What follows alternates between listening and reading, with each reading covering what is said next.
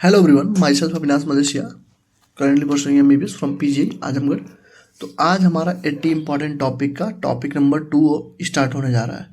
Topic number 2 start होने से पहले तुमको कुछ जानकारी दे दूं कि टॉपिक नंबर 1 हम लोग पहले ही करा चुके हैं, जिसमें हमने बेसिक्स ऑफ मोल्स पे बहुत सारे क्वेश्चंस किए थे और बहुत सारे थियरी और जितने वन लाइनर थे हम लोगों ने सारा करवा दिया है कल। अब उसके नीचे मैंने बोला था बच्चों से कि अपना फीडबैक दे दो, तो कई सारे बच्चों के कमेंट आए थे कि भैया आपने तो बोला था कि 1 घंटे में कंप्लीट हो जाएगा, 30 मिनट में कंप्लीट हो जाएगा, लेकिन आपने 1 घंटे 40 मिनट का कोर्स क्यों, मतलब 1 घंटे 40 मिनट कैसे लग गए। तो देखो यार, मैंने तो पैसे ले लिए हैं तुमसे, ठीक, पैसे तुमने मुझे पे कर दिया है। अब चाहे मैं 10 क्वेश्चन कराऊँ चाहे 15 क्वेश्चन कराऊँ, वो मेरे ऊपर है। तो अगर मैं काम चोरी ना करते हुए 1 घंटे 40 मिनट का लेक्चर रिकॉर्ड करके तुमको दे सकता हूँ, जितने क्वेश्चन पॉसिबल क्वेश्चन हैं 30-35 क्वेश्चन तुमको लगवा सकता हूँ, तो तुम क्यों काम चोरी कर रहे हो। मैं अगर करता तो समझ में आता कि चलो ठीक है, मैंने पैसे ले लिए, मेरे पास टाइम की भी किल्लत है, उसके बाद मैं काम चोरी कर रहा हूँ। तुम क्यों काम चोरी कर रहे हो भाई। 1 घंटे 40 मिनट का लेक्चर कोई बहुत बड़ा लेक्चर नहीं था, ठीक है। और ट्राई करेंगे कि 1 घंटे में समेट दें, लेकिन क्वेश्चन ज़्यादा था तो एक्सप्लेन करने के चक्कर में ज़्यादा टाइम लग गया, ठीक है। तो ये सब निगेटिविटी मत फैलाओ, ठीक। दूसरी चीज़, जो बच्चे नहीं जानते इस कोर्स के बारे में, इसको करने के बाद 140 गारंटी हमने लिया है कि 140 नंबर तक आएंगे। इसके साथ अगर किसी ने उतार के पार्ट 3 कर लिया तो 180 आउट ऑफ 180 भी आ सकते हैं। जिसको भी ये बैच लेना हो 73075 मैं नंबर लिख दे रहा हूँ, ठीक है। कई सारे बच्चों को पता ही नहीं है अभी, ठीक है। 7307528981 इस पर व्हाट्सअप कर दो, भैया बैच लेना है। तुम्हें एक QR जाएगा, QR पे पे करके स्क्रीनशॉट दोगे, ऐड कर देंगे। 250 रुपये फीस है इस बैच की, ठीक है। तो और जो भी तुम्हारा फीडबैक हो, जो भी तुम्हारा मतलब कमेंट सेक्शन में तुम बता सकते हो कि हाँ भैया ये आपने गलती, आप मतलब आपको ये सुधारने की नीड हो, एज ए बड़ा भाई मैं उस चीज़ को सुनूंगा, ठीक है। ऐसा नहीं है कि मैं निगेटिव उसको ले लूँगा, ठीक है। क्योंकि आलोचना करना यार एक पार्ट होनी चाहिए हमारी लाइफ की। अगर कोई आलोचना कर रहा है तो हमको उसको सुधारनी चाहिए, ठीक है।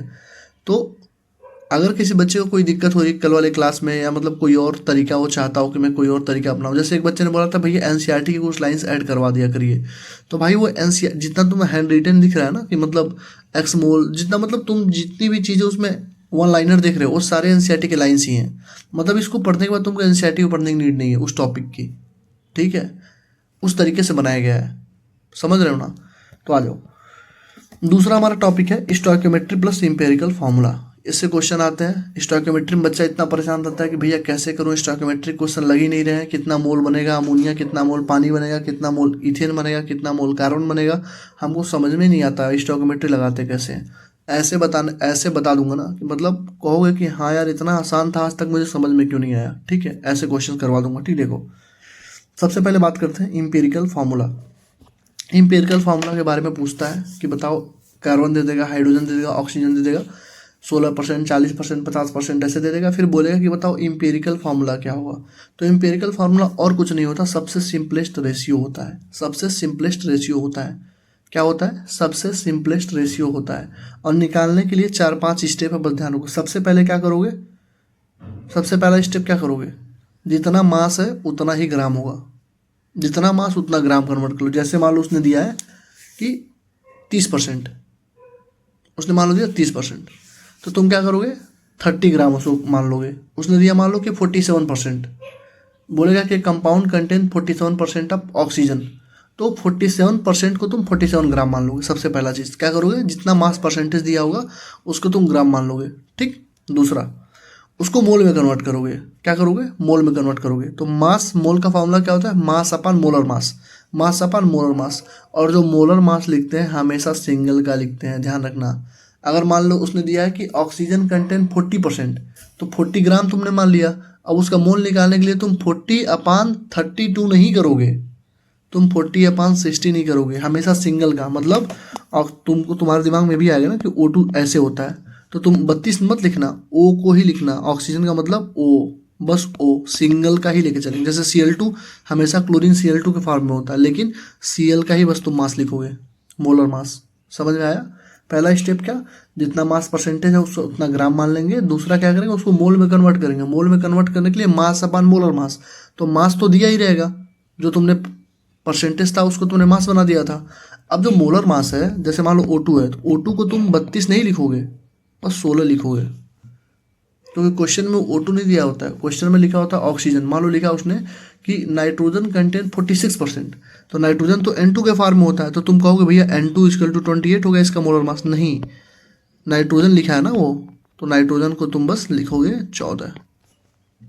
मतलब सिंगल का हमेशा लेना होता है, ठीक है। कोई डबल हो ट्रिपल हो, जैसे ओजोन में मान लो O3 है, ओजोन ऐसे लिखा होता, मान लो उसने लिखा, लेकिन ऐसे समझ लो ना यार कि मतलब सिंगल का ही लेना है। O2 Cl2 N2 ऐसे ऑक्सीजन नाइट्रोजन N2 के फॉर्म में होता है, क्लोरीन Cl2 के फॉर्म में होता है, लेकिन हमको Cl2 का नहीं लेना, हमको बस Cl का लेना है, मतलब सिंगल का मोलर मास लेना है, ठीक। उसके बाद डिवाइड करेंगे सारे को by the smallest value obtained, मतलब कि अभी क्वेश्चन के थ्रू मैं समझा दूंगा, ठीक है। मान लो कि क्लोरीन आ गया 4, हाइड्रोजन आ गया 2 और ऑक्सीजन आ गया 8, तो सबसे छोटा कौन सा है, सबसे छोटा वैल्यू कौन सा है, 2 है ना, तो 2 से डिवाइड कर देंगे सबको, 2 से डिवाइड कर देंगे तो 2 आ जाएगा, 1 आ जाएगा, 4 आ जाएगा, मतलब इसका फॉर्मूला होगा Cl2HO4। समझ में आई चीज़ें, मतलब सारे को स्मॉलेस्ट वैल्यू से जो ऑब्टेंड हुई उसे डिवाइड कर देंगे, ठीक। उसके बाद जो वो फार्मूला बनेगा वो इम्पेरिकल फार्मूला होगा। क्या होगा, इम्पेरिकल फार्मूला, जो कि हमको मालूम है सबसे सिंपलेस्ट रेशियो होता है, ठीक। तो 4 स्टेप हुआ, जितना मास परसेंटेज है उतना ग्राम लिखेंगे, उसको कन्वर्ट करेंगे मोल में, मोल इक्वल टू होता है मास अपन मोलर मास, मोलर मास में सबसे जो छोटी एक की वैल्यू रखनी होगी हमको, जैसे Cl2 है तो Cl रखेंगे, मतलब क्लोरीन लिखा है तो क्लोरीन का ही मोलर मास लिखेंगे, 35.5 लिख देंगे।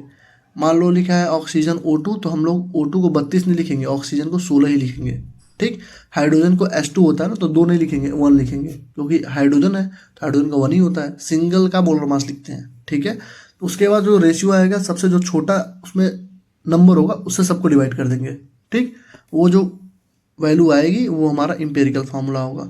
अब तुमसे क्वेश्चन में पूछता है कि भैया मॉलिक्यूलर फार्मूला बता दो, मॉलिक्यूलर फार्मूला भी बता दो, तो हम एक टर्म निकालते हैं एन की वैल्यू होती है मॉलिक्यूलर मास अपन इम्पेरिकल मास। क्या होती है, मॉलिक्यूलर मास अपन इम्पेरिकल मास।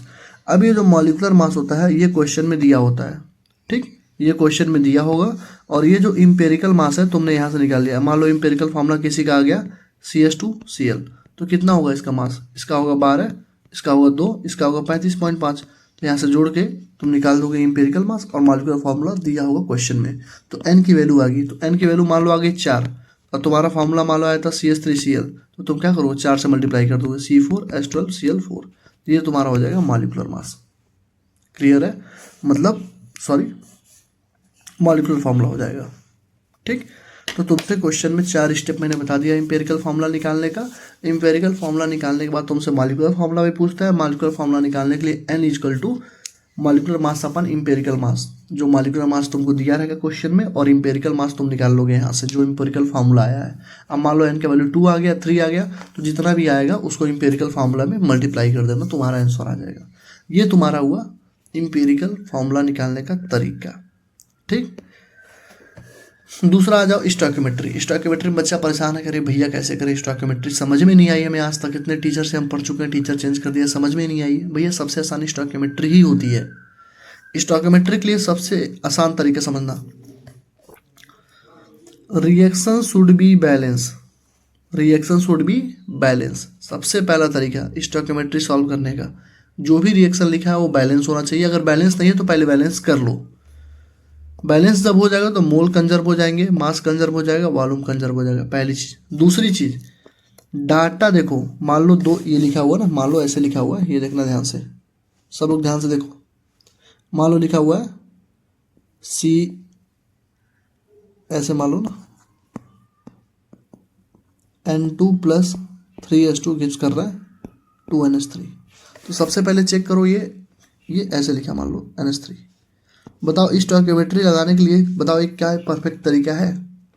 तुम कहोगे भैया नहीं, क्योंकि हमको आपने बताया था कि पहले रिएक्शन बैलेंस होना चाहिए।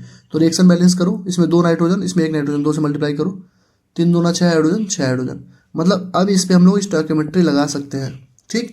और स्टोइकियोमेट्री तभी लगाते हैं जैसे ये 2 रिएक्टेंट है ना, 2 रिएक्टेंट है ना, तो इसमें से किसी एक का डाटा दिया हो, एक का डाटा दिया हो, ठीक।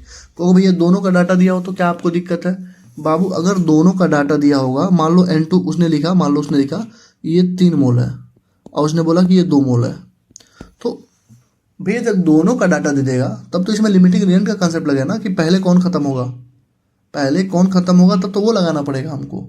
तो हमेशा पहले क्वेश्चन पढ़ते टाइम ध्यान में रखना कि सबसे पहले चीज़ यही चेक कर लेना कि डाटा किसका, 2 रिएक्टेंट है या 3 रिएक्टेंट है, जो भी है उसमें डाटा अगर एक का दिया हो, मतलब उसने दिया हो N2 का डाटा और पूछ रहा हो NH3 कितना बनेगा, तो तुम समझ जाना ये स्टोइकियोमेट्री का क्वेश्चन है। अगर उसने डाटा दोनों का दे दिया हो, जैसे जितना क्वेश्चन अभी तुम देखोगे ना, सब में तुम देखना किसी एक का ही डाटा दिया रहेगा। रिएक्टेंट में एक का डाटा, इन दोनों में किसी एक का डाटा दिया रहेगा। प्रोडक्ट में नहीं, रिएक्टेंट में एक का डाटा दिया रहेगा, प्रोडक्ट का तुमसे पूछ लेगा, ठीक, या इसका दिया रहेगा, इसका पूछ लेगा। लेकिन अगर दोनों का डाटा दिया हुआ है क्वेश्चन में, तो इसका सिंपल सा मतलब है, क्वेश्चन कहना चाहता है, एग्जामिनर कहना चाहता है कि बाबू ये बताओ अगर दोनों का डाटा दिया है तो पहले ख़त्म कौन होगा। तो वो लिमिटिंग रीजेंट का कंसेप्ट हो जाएगा। वो लिमिटिंग रीजेंट टॉपिक नंबर 3 में है, जो मैं कल पढ़ाऊंगा, ठीक है। तो इसमें ध्यान में आई चीज़ें, सबसे पहले देखना है कि एक का डाटा दिया हो तो स्टोइकियोमेट्री लगा के क्वेश्चन तुरंत उड़ा देंगे, ठीक। दूसरा चीज़, रिएक्शन शुड बी बैलेंस, ठीक। और स्टोइकियोमेट्री लगाने के लिए कुछ नहीं करते। मान लो कोई रिएक्शन दिया है, A capital A, B capital B, जिससे सी और डी बन रहा है, और ये तुम्हारा क्या है, ये स्टोइकियोमेट्री है। जैसे मान लो ये देखो, यहाँ लिख रहा हूँ मैं, मान लो एक जनरल इक्वेशन लिख रहा हूँ, 4a + 5b गिव्स कर रहा है 3c + 6d। तो मुझे स्टोइकियोमेट्री जब लिखनी रहेगी तो मैं क्या करूँगा, लिखूंगा मोल ऑफ ए, इसका मोल लिखूंगा क्या, मोल ऑफ ए अपॉन स्टोइकियोमेट्री कितनी है, कहो भैया 4, ये किसके बराबर होगा, ये होगा mole of B upon stoichiometry कितनी है 5, ये किसके बराबर होगा, mole of C upon stoichiometry किसका 3 = मोल ऑफ डी, स्टोइकियोमेट्री कितना 6। तो इसी से सारा क्वेश्चन ही खत्म हो जाएगा। बस इतना ध्यान रखना, कोई भी क्वेश्चन पूछे तो पहले ऐसे लिख लेना उसका, ठीक है, mole of A, mole of B, mole of C, mole of D upon उसका स्टोइकियोमेट्री। जैसे मान लो A + B give C D दिया है, तो मैंने क्या लिखा, मोल ऑफ ए अपॉन उसकी stoichiometry A, mole of B upon उसकी stoichiometry B, mole of C upon stoichiometry C, mole of D upon stoichiometry D, ठीक। मान लो उसने वॉल्यूम के टर्म में पूछा, क्योंकि मैंने बोला ना मोल कंजर्व हो जाएगा, मास कंजर्व हो जाएगा, वॉल्यूम कंजर्व हो जाएगी, तो मास भी कंजर्व होगा। Mass of A = mass of B, mass of C, mass of D upon उसका स्टोइकियोमेट्री लिख सकते हो। वॉल्यूम ऑफ ए अपन उसका स्टोइकियोमेट्री, वॉल्यूम ऑफ बी अपन उसका स्टोइकियोमेट्री, वॉल्यूम ऑफ सी अपन उसका स्टोइकियोमेट्री, मतलब तुम कुछ भी लिख सकते हो। इसमें मोल भी कंजर्व, मास भी कंजर्व, वॉल्यूम भी कंजर्व, तीनों चीज़ कंजर्व होती है। क्लियर है, यहाँ तक कोई दिक्कत? बस तुमको ध्यान रखना है कि जो भी रिएक्शन तुम लिख रहे हो उसमें डाटा किसी एक का देना चाहिए। रिएक्टेंट में 2 रिएक्टेंट होंगे, डाटा एक का देगा, मतलब स्टोइकियोमेट्री का ही क्वेश्चन है, गारंटीड एकदम। डाटा दोनों का दिया मतलब वो लिमिटिंग रीजन का क्वेश्चन है, तब तुमको लिमिटिंग रीजन निकालनी पड़ेगी, ठीक। और मोल कंजर्व, मास कंजर्व, वॉल्यूम भी कंजर्व होगी, कब, जब रिएक्शन बैलेंस होगी। Reaction should be balance, reaction balance होना चाहिए। अगर रिएक्शन बैलेंस नहीं है तो पहले बैलेंस कर लो, ठीक, उसके बाद लगा दो क्वेश्चन, खत्म पूरी कहानी, ठीक। बस ये 2 चीज़ थी। अब आ जाओ जरा क्वेश्चन देखना, कितना जल्दी जल्दी क्वेश्चन सॉल्व करते हैं हम लोग, ठीक है। देखो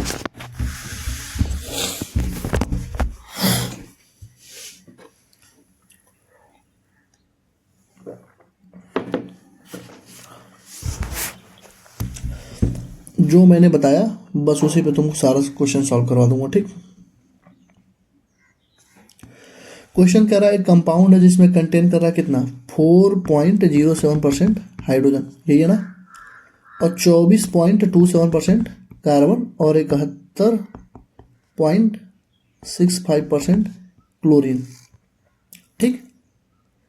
कह रहा है पहले बता दो इम्पेरिकल मास कितना होगा और मॉलिक्यूलर मास क्या होगा। तो मैंने तुमको बस 2 ही 3 चीज़ बताई थी।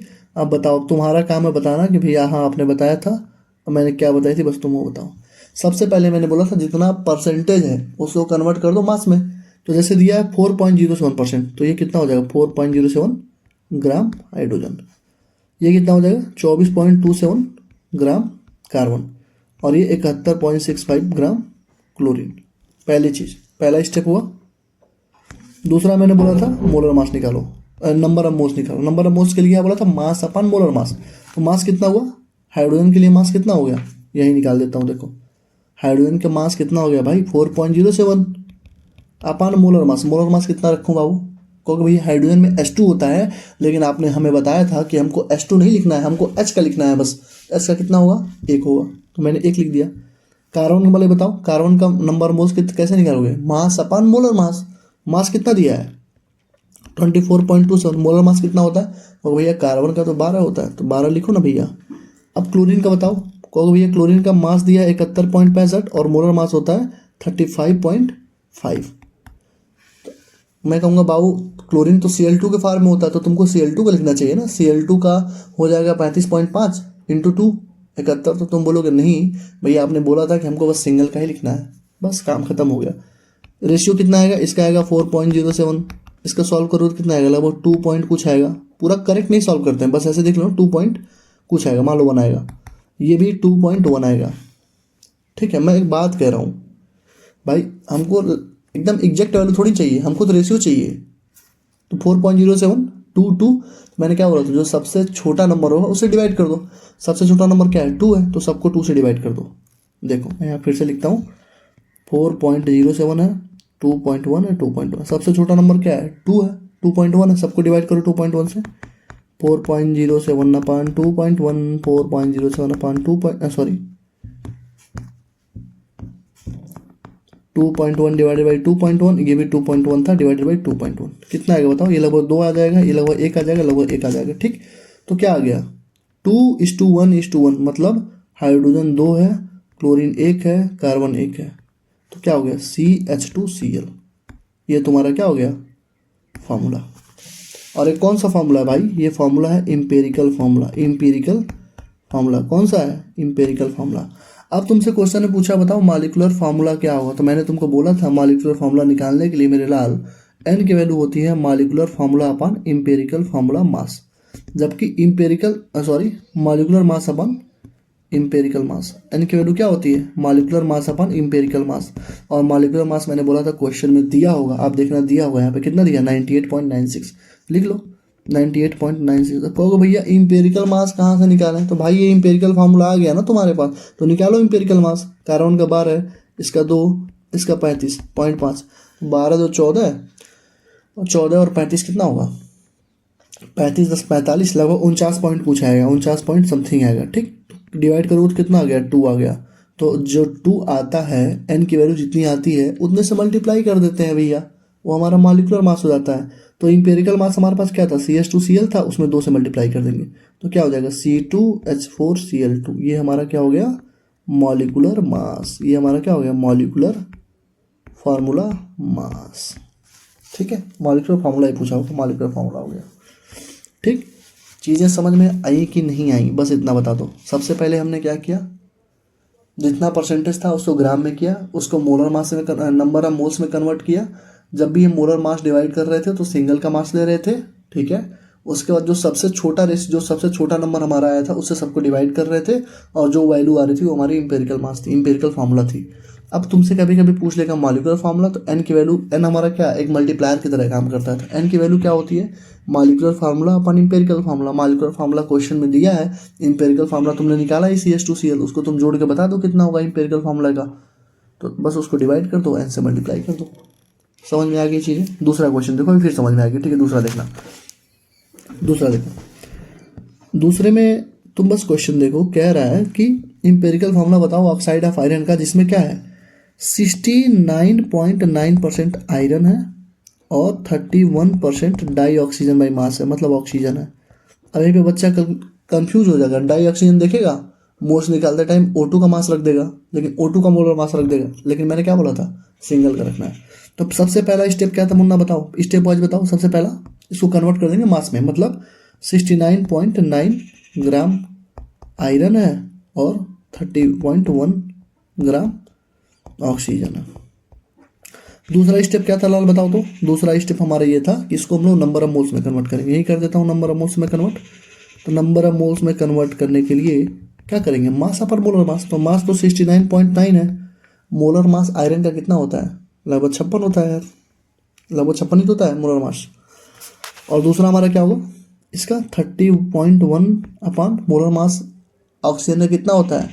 चूंकि डाई ऑक्सीजन लिखा है, तुमको भैया O2 लिखा है, तो O2 का 32 लिख दे क्या? तो मैं फिर बोलूँगा 32 नहीं लिखना है, सिंगल का मास लिखना है। तो क्या लिखेंगे? 16। ऑक्सीजन का 16 ही होता है। ठीक, तो कितना आ जाएगा? 69.99। कैलकुलेटर यूज करो, कैलकुलेटर यूज करो ना।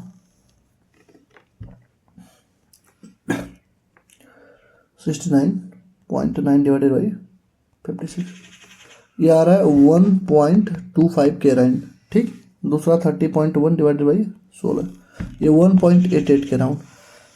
अब तुम्हारे दिमाग में आएगा भैया इसमें छोटा कौन है, सबसे छोटा तो हमको मिल गया 1.25, तो भैया अब इसको कैसे डिवाइड करें, तो करो ना भाई, स्टेप अपना फॉलो करो। 1.25 डिवाइडेड बाई 1.25, 1.88 डिवाइडेड बाई 1.25, सबसे जो छोटा नंबर आया था उसी से डिवाइड करना था, हमने कर दिया, 1.25 से डिवाइड कर दिया दोनों को, तो ये तो 1 आ गया। तो भैया अरे भैया ये कहाँ आएगा, 1.88 कितना आएगा, तो भैया कर लो ना, 1.88 डिवाइडेड बाई 1.25 करो, 1.5 आ गया, खत्म कहानी। अब कहोगे भैया इसका हम फॉर्मूला कैसे लिखे, क्या हम इसका फॉर्मूला ऐसे लिख दें क्या, चौथे स्टेप में Fe होगा, Fe का एक मॉलिक्यूल है और O का 1.5 है, ऐसे फॉर्मूला कहीं लिखा जाता है क्या, ऐसे फॉर्मूला कहीं लिखा जाता है क्या भाई, रेशियो में लिखते हैं ना, तो 1.5 आ गया, तो इसको क्या लिख सकते हो तुम, 2 से मल्टीप्लाई कर दो ना यार दोनों को, बात ही खत्म कर दो, 2 से मल्टीप्लाई कर दो ना दोनों को। अगर दोनों को 10-10 रुपये दूंगा तो कोई नुकसान होगा क्या, नहीं होगा ना। तो अगर मान लो Fe0 1.5, इसको ऐसे लिख दो ना, Fe2O3, 2 से मल्टीप्लाई कर दिया दोनों को, अरे भाई इसमें भी 2 से मल्टीप्लाई, इसमें भी 2 से मल्टीप्लाई, आसान हो गया तुम्हारा काम, क्योंकि ऑप्शन में ऐसे थोड़ी लिखा रहेगा, Fe वो 1.5 नहीं लिखा रहेगा, वो Fe2O3, या फिर तुमको 4 से मल्टीप्लाई कर दो, मान लो 1 था 1.5 था, 4 से मल्टीप्लाई कर दो, 4 गुणे 4, तो ये 1 हो जाएगा और ये 6 हो जाएगा, तभी तो ये हुआ Fe4O6, ऐसे लिख दो, ऑप्शन में चेक कर लेना, या इसको तुम सॉल्व करोगे छोटे टर्म में लिखोगे तब भी तो ये होगा Fe2O3, 2 से डिवाइड कर दो। मतलब तुम्हारे ऊपर है आंसर की के हिसाब से लिखना, ठीक है। अगर Fe 1.5 लिखा है तो वही मार देना, ठीक, वैसे लिखा नहीं होता है, जैसे 2 से मल्टीप्लाई करके लिख देना। देखिए Fe2O3, तो ये तुम्हारा आ गया empirical formula mass, empirical formula, ठीक। ये तीसरा क्वेश्चन भी एग्जैक्ट सेम है, एग्जैक्ट सेम है, ठीक है। इंपेरिकल फार्मूला Fe2O3 आया था ना, एग्जैक्ट सेम है, ठीक। अब कहोगे भैया इसमें तो मॉलिक्यूलर फार्मूला पूछा जा रहा है, तो बाबू अगर मॉलिक्यूलर फार्मूला पूछा जा रहा है यहाँ पे ऑक्साइड का, तो यहाँ पे उनको मॉलिक्यूलर मास का लिखना भी चाहिए था कि मॉलिक्यूलर मास कितना है, तभी तो हम निकालेंगे molecular mass, molecular mass upon empirical formula mass, empirical formula mass हमारा आ गया, Fe2O3 से निकाल लेंगे हम लोग, लेकिन ये मॉलिक्यूलर मास भी तो देना चाहिए, इसलिए क्वेश्चन सेम मान के चल लो, ठीक है। मॉलिक्यूलर फार्मूला नहीं दिया हुआ है, मास नहीं दिया हुआ है, एनसीईआरटी का क्वेश्चन है। आगे आ जाओ, अभी देखना कैसे सॉल्व होगा। देखो कह रहा है इंपेरिकल फार्मूला, देखो इंपेरिकल जो फार्मूला है वो दिया हुआ है CH2O, एंड मॉलिक्यूलर मास जो दिया हुआ है वो दिया है 180 ग्राम। कह रहा है बताओ मॉलिक्यूलर फार्मूला क्या होगा, तो भाई n की वैल्यू क्या थी, n की वैल्यू थी molecular mass upon empirical formula mass. Molecular mass कितना दिया है, 180 दिया है, इंपेरिकल फार्मूला मास कितना होगा, CH2O को निकाल लो ना, CH2O तो इंपेरिकल फार्मूला दिया हुआ है, इसका निकाल लो।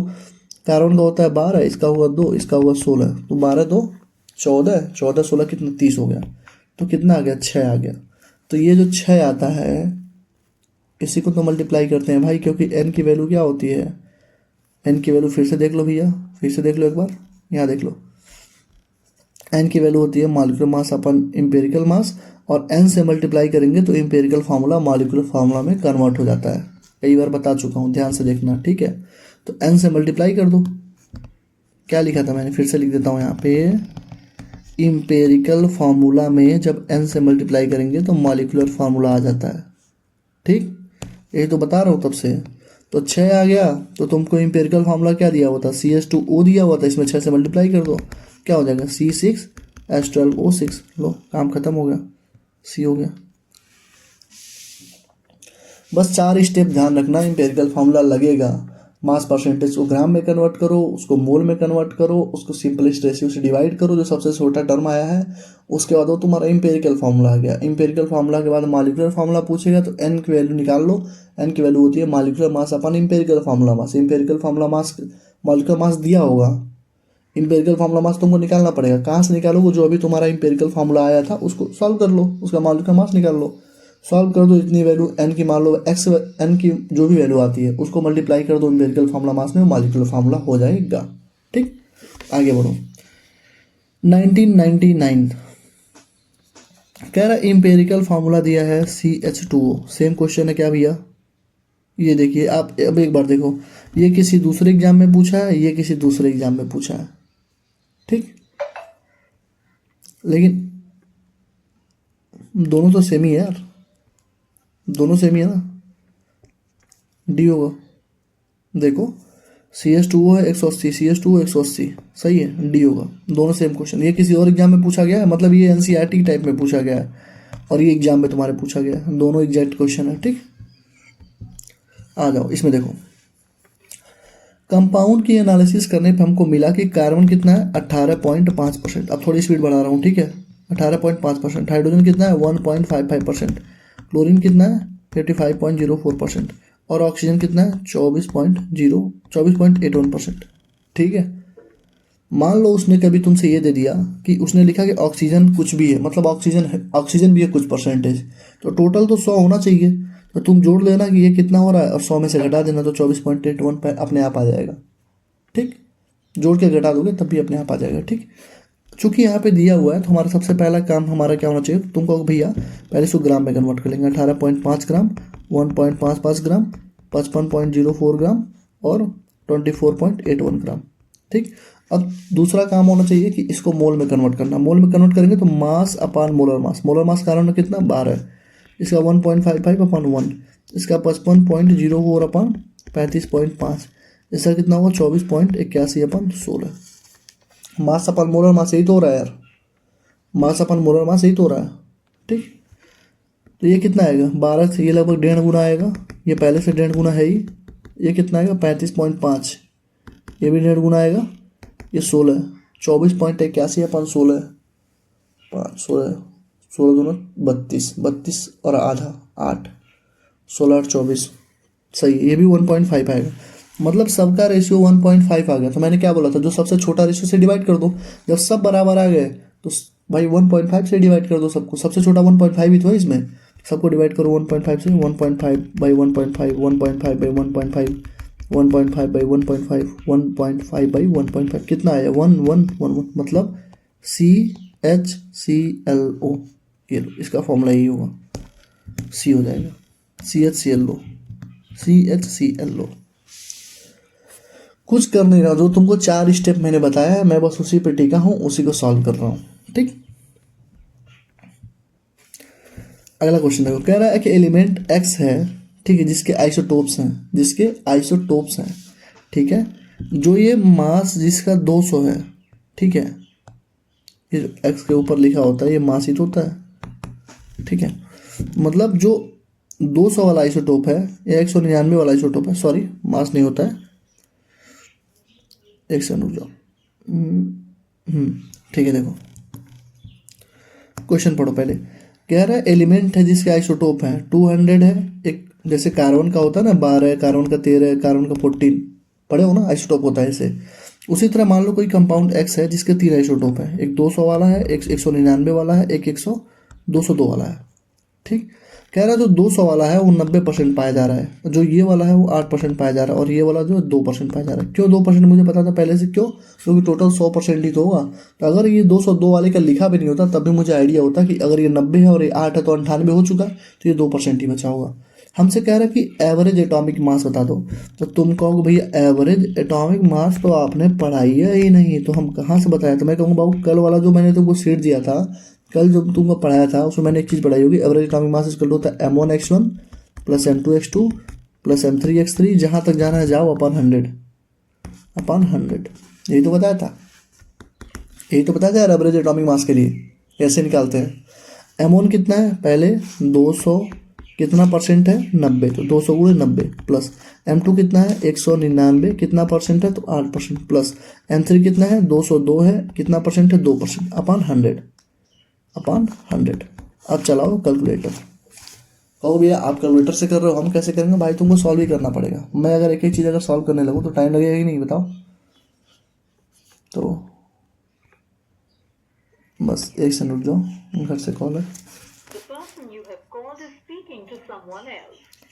तब तक मैं कॉल भी कर लेता हूँ, मतलब लगा लेते हैं तब तक। 200 गुणे, हेलो हेलो, नहीं कुछ नहीं नहीं पढ़ाओ तो नहीं। चलो ठीक है, बाद में फ़ोन करती। हम्म। चलो ठीक है, अब आधा घंटा में भेज देते, ठीक हो? ठीक है ठीक है ठीक ठीक है ठीक है ठीक। चलो 200 × 90 करोगे तो घर से यार मम्मी के फ़ोन पर, ठीक है 18,000 हो जाएगा, ठीक। प्लस 199 × 8 कर लो, 1592 हो जाएगा। और 202 × 2 हो जाएगा तो कितना हो जाएगा, 404 हो जाएगा अपॉन 100, अपॉन 100। इसको सही कर दो, ठीक है। सबको सॉल्व कर दो, मैंने सीधे आंसर लिख रहा हूँ। कितना आएगा, क्वेश्चन नंबर कितना था, 6 था ना। यह आएगा 199.6/100, मतलब 199.96 AMU। 199.96 कितना मारा जाए, 199.96 मतलब 200 MU के राउंड आ गया ना। 200 MU होना चाहिए यार फिर हिसाब से तो। एक बार आंसर रुक जाओ, मैं आंसर मिला लूँ एक बार यार। उसमें मैंने 199 लिखा।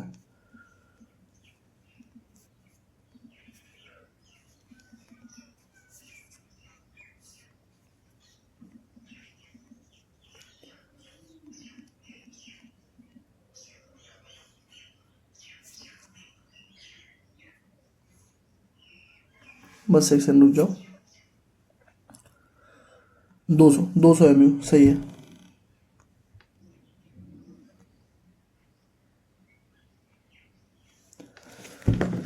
200 MU होगा, ठीक है। 199.96 हो गया ना, 200 के सबसे क्लोज हो गया, तो 199 नहीं होगा, 200 MU होगा, ठीक। क्लियर है। तो कभी भी तुमसे एवरेज एटॉमिक मास पूछे तो बस एक ही फॉर्मूला लगाना है, M1x1 + M2x2 + M3x3 अपन 100, ठीक। जैसे उसका अगला क्वेश्चन देखो, फिर से वही पूछा, बोरान का 2 आइसोटोप दिया है, ठीक है। एक 10 वाला है जो कि 19% है, और एक 11 वाला है जो कि 81% है। 2 आइसोटोप उसने दिया, ठीक। अब कह रहा है एवरेज एटॉमिक वेट बता दो, तो फिर से हम लिखेंगे क्या, M1x1 + M2x2 अपन 100। 100 क्यों कर रहे हैं, क्योंकि दोनों का मास जब जोड़ोगे तो 100 ही आना है, ठीक। ये एवरेज हो जाएगा। क्योंकि भैया M3x3 क्यों नहीं किया, तो भाई तीसरा डाटा दिया ही नहीं है। 10 डाटा देता तो मैं 10 डाटा के लिए भी वही सेम काम करता है, M1x1 + M2x2 + M3x3 + M4x4 M5x5 + M6x6 ऐसे करते निकल जाएंगे, ठीक है। 2 दिए, 2 का कर लिया हमने, काम खत्म है। M1 कितना दिया बताओ, M1 दिया है 10, 19 है, प्लस M2 दिया है तुम्हारा 11 है जो कि 81% है, अपॉन 100। ये तुम्हारा हो जाएगा 190 + 11 × 81। फिर से कैलकुलेटर का मैं यूज़ करता हूँ, तुम लोग चाहो तो अपना माइंड का भी यूज़ कर सकते हो, ठीक है। 11 × 81 891/100। तो टोटल कितना हो गया, 891 + 190, 1081 / 100, 10.81। तो 10.8 तुम्हारा आंसर हो गया, ठीक है।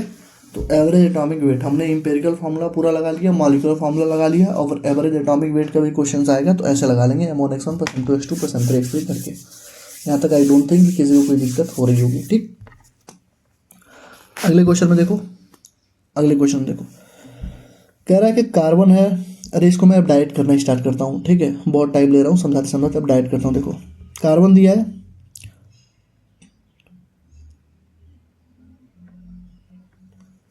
कार्बन है,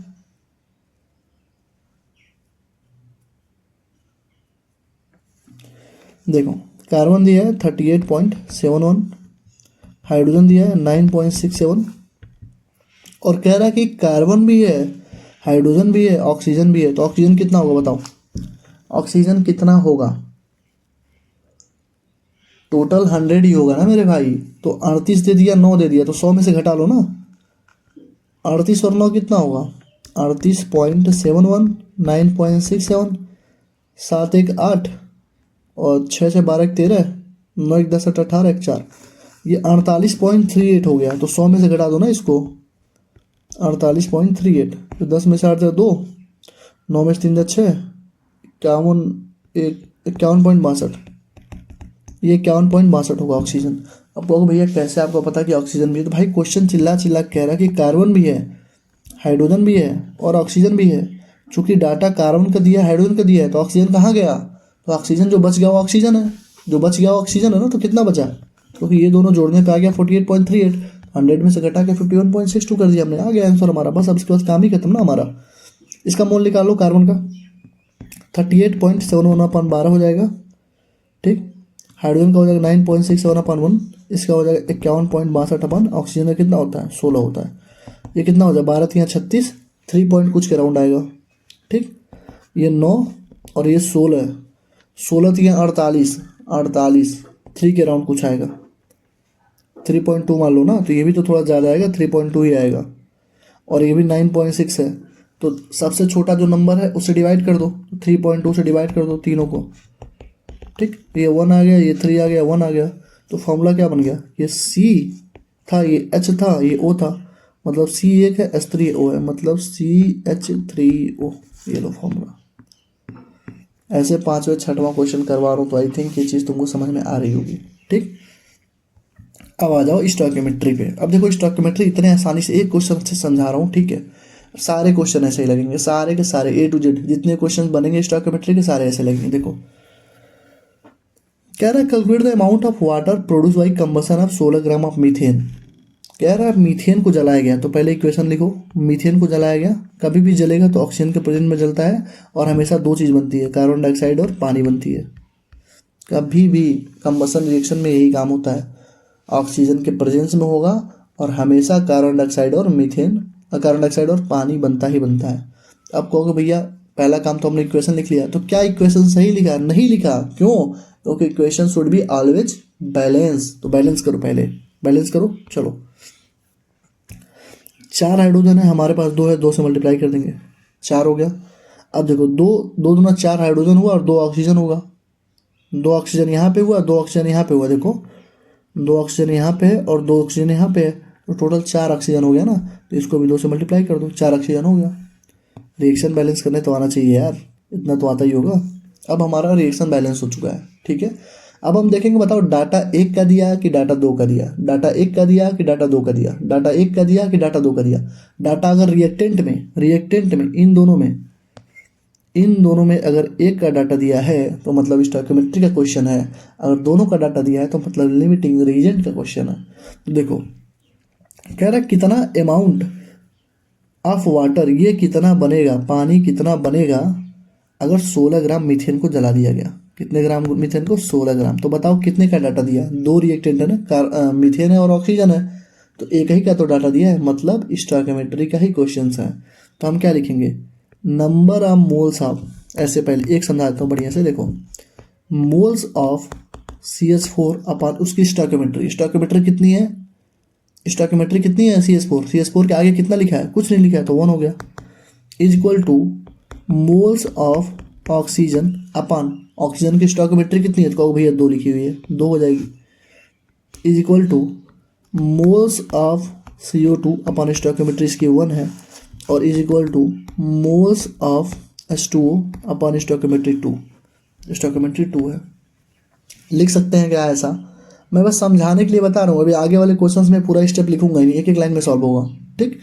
तो हमको तो पूरा का नीड ही नहीं है भैया, हमको ये दिया हुआ है, ठीक, और हमसे ये पूछा हुआ है, ठीक। तो हमको इन दोनों की तो नीड ही नहीं है, ये तो मैंने बस समझाने के लिए लिखा कि अगर कभी मान लो मोल्स ऑफ CO2 पूछ लेता तो तुम यहाँ से लगा सकते थे, लेकिन हमको नीड ही नहीं है, बस हमारा काम हो गया। मोल्स ऑफ CH4 कितना दिया है? कुछ नहीं दिया है।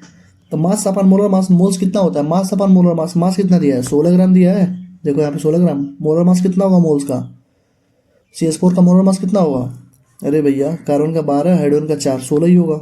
Is equal to moles of H2O अपन 2। तो ये 16 कट गया, 2 इधर आ गया, तो 2 इक्वल टू आ गया क्या? Moles of H2O। हमसे पूछा है मास, तो मास क्या लिखोगे? Mass of H2O upon molar mass of H2O is equal to 2। तो मास इक्वल टू क्या हो जाएगा? 2 इंटू मोलर मास कितना होता है पानी का? 18 होता है। कितना हो गया? 36 ग्राम हो गया। मतलब 36 ग्राम हमारे पास डेवलपमेंट होगा, 36 ग्राम पानी बनेगी। आई थिंक कि तुम्हें चीज़ें समझ में आ रही होंगी। मैं कुछ कर भी नहीं रहा हूँ, मैं कुछ भी नहीं कर रहा हूँ, ठीक है। मैंने जो तुमको पढ़ाया उसी को अप्लाई कर रहा हूँ। सबसे पहले मैंने क्या बोला था कि जितने भी ये होते हैं पहले रिएक्शन बैलेंस कर लोगे। रिएक्शन बैलेंस होने के बाद देख लोगे भैया डाटा एक का दिया है कि दोनों रिएक्टेंट का दिया है। तुमको दिख रहा है कि बस मीथेन का दिया है, इसका सिंपल सा मतलब स्टोइकियोमेट्री का कॉन्सेप्ट है। और स्टोइकियोमेट्री का कॉन्सेप्ट मैंने क्या बोला, मोल्स अपॉन स्टोइकियोमेट्री, सबके मोल्स अपॉन स्टोइकियोमेट्री बराबर होंगे। तो मोल्स ऑफ मीथेन उसका स्टोइकियोमेट्री कितना है, यहाँ पे कुछ नहीं लिखा तो 1 है। अपन मोल्स ऑफ O2 तो 2 हो गया stoichiometry, moles of CO2 stoichiometry 1 हो गया, और मोल्स ऑफ H2O स्टोइकियोमेट्री कितना हो गया, 2 हो गया। क्लियर है। अब बस हमको ये दिया हुआ था, ये पूछा था, हमने दोनों को बराबर कर दिया, सॉल्व कर लिया हमने। अगला क्वेश्चन देखो, अभी अगले क्वेश्चन से फिर समझ में आएगा। देखो क्या रहा है, how many moles of methane are required to produce 22 gram CO2 after combustion. तो फिर से कंबसन का रिएक्शन है, फिर से मीथेन है, तो रिएक्शन लिख लो पहले। CH4 प्लस O2 गिव्स कर रहा था क्या, CO2 प्लस 2H2O, यही था ना, रिएक्शन बैलेंस हो गया हमारा।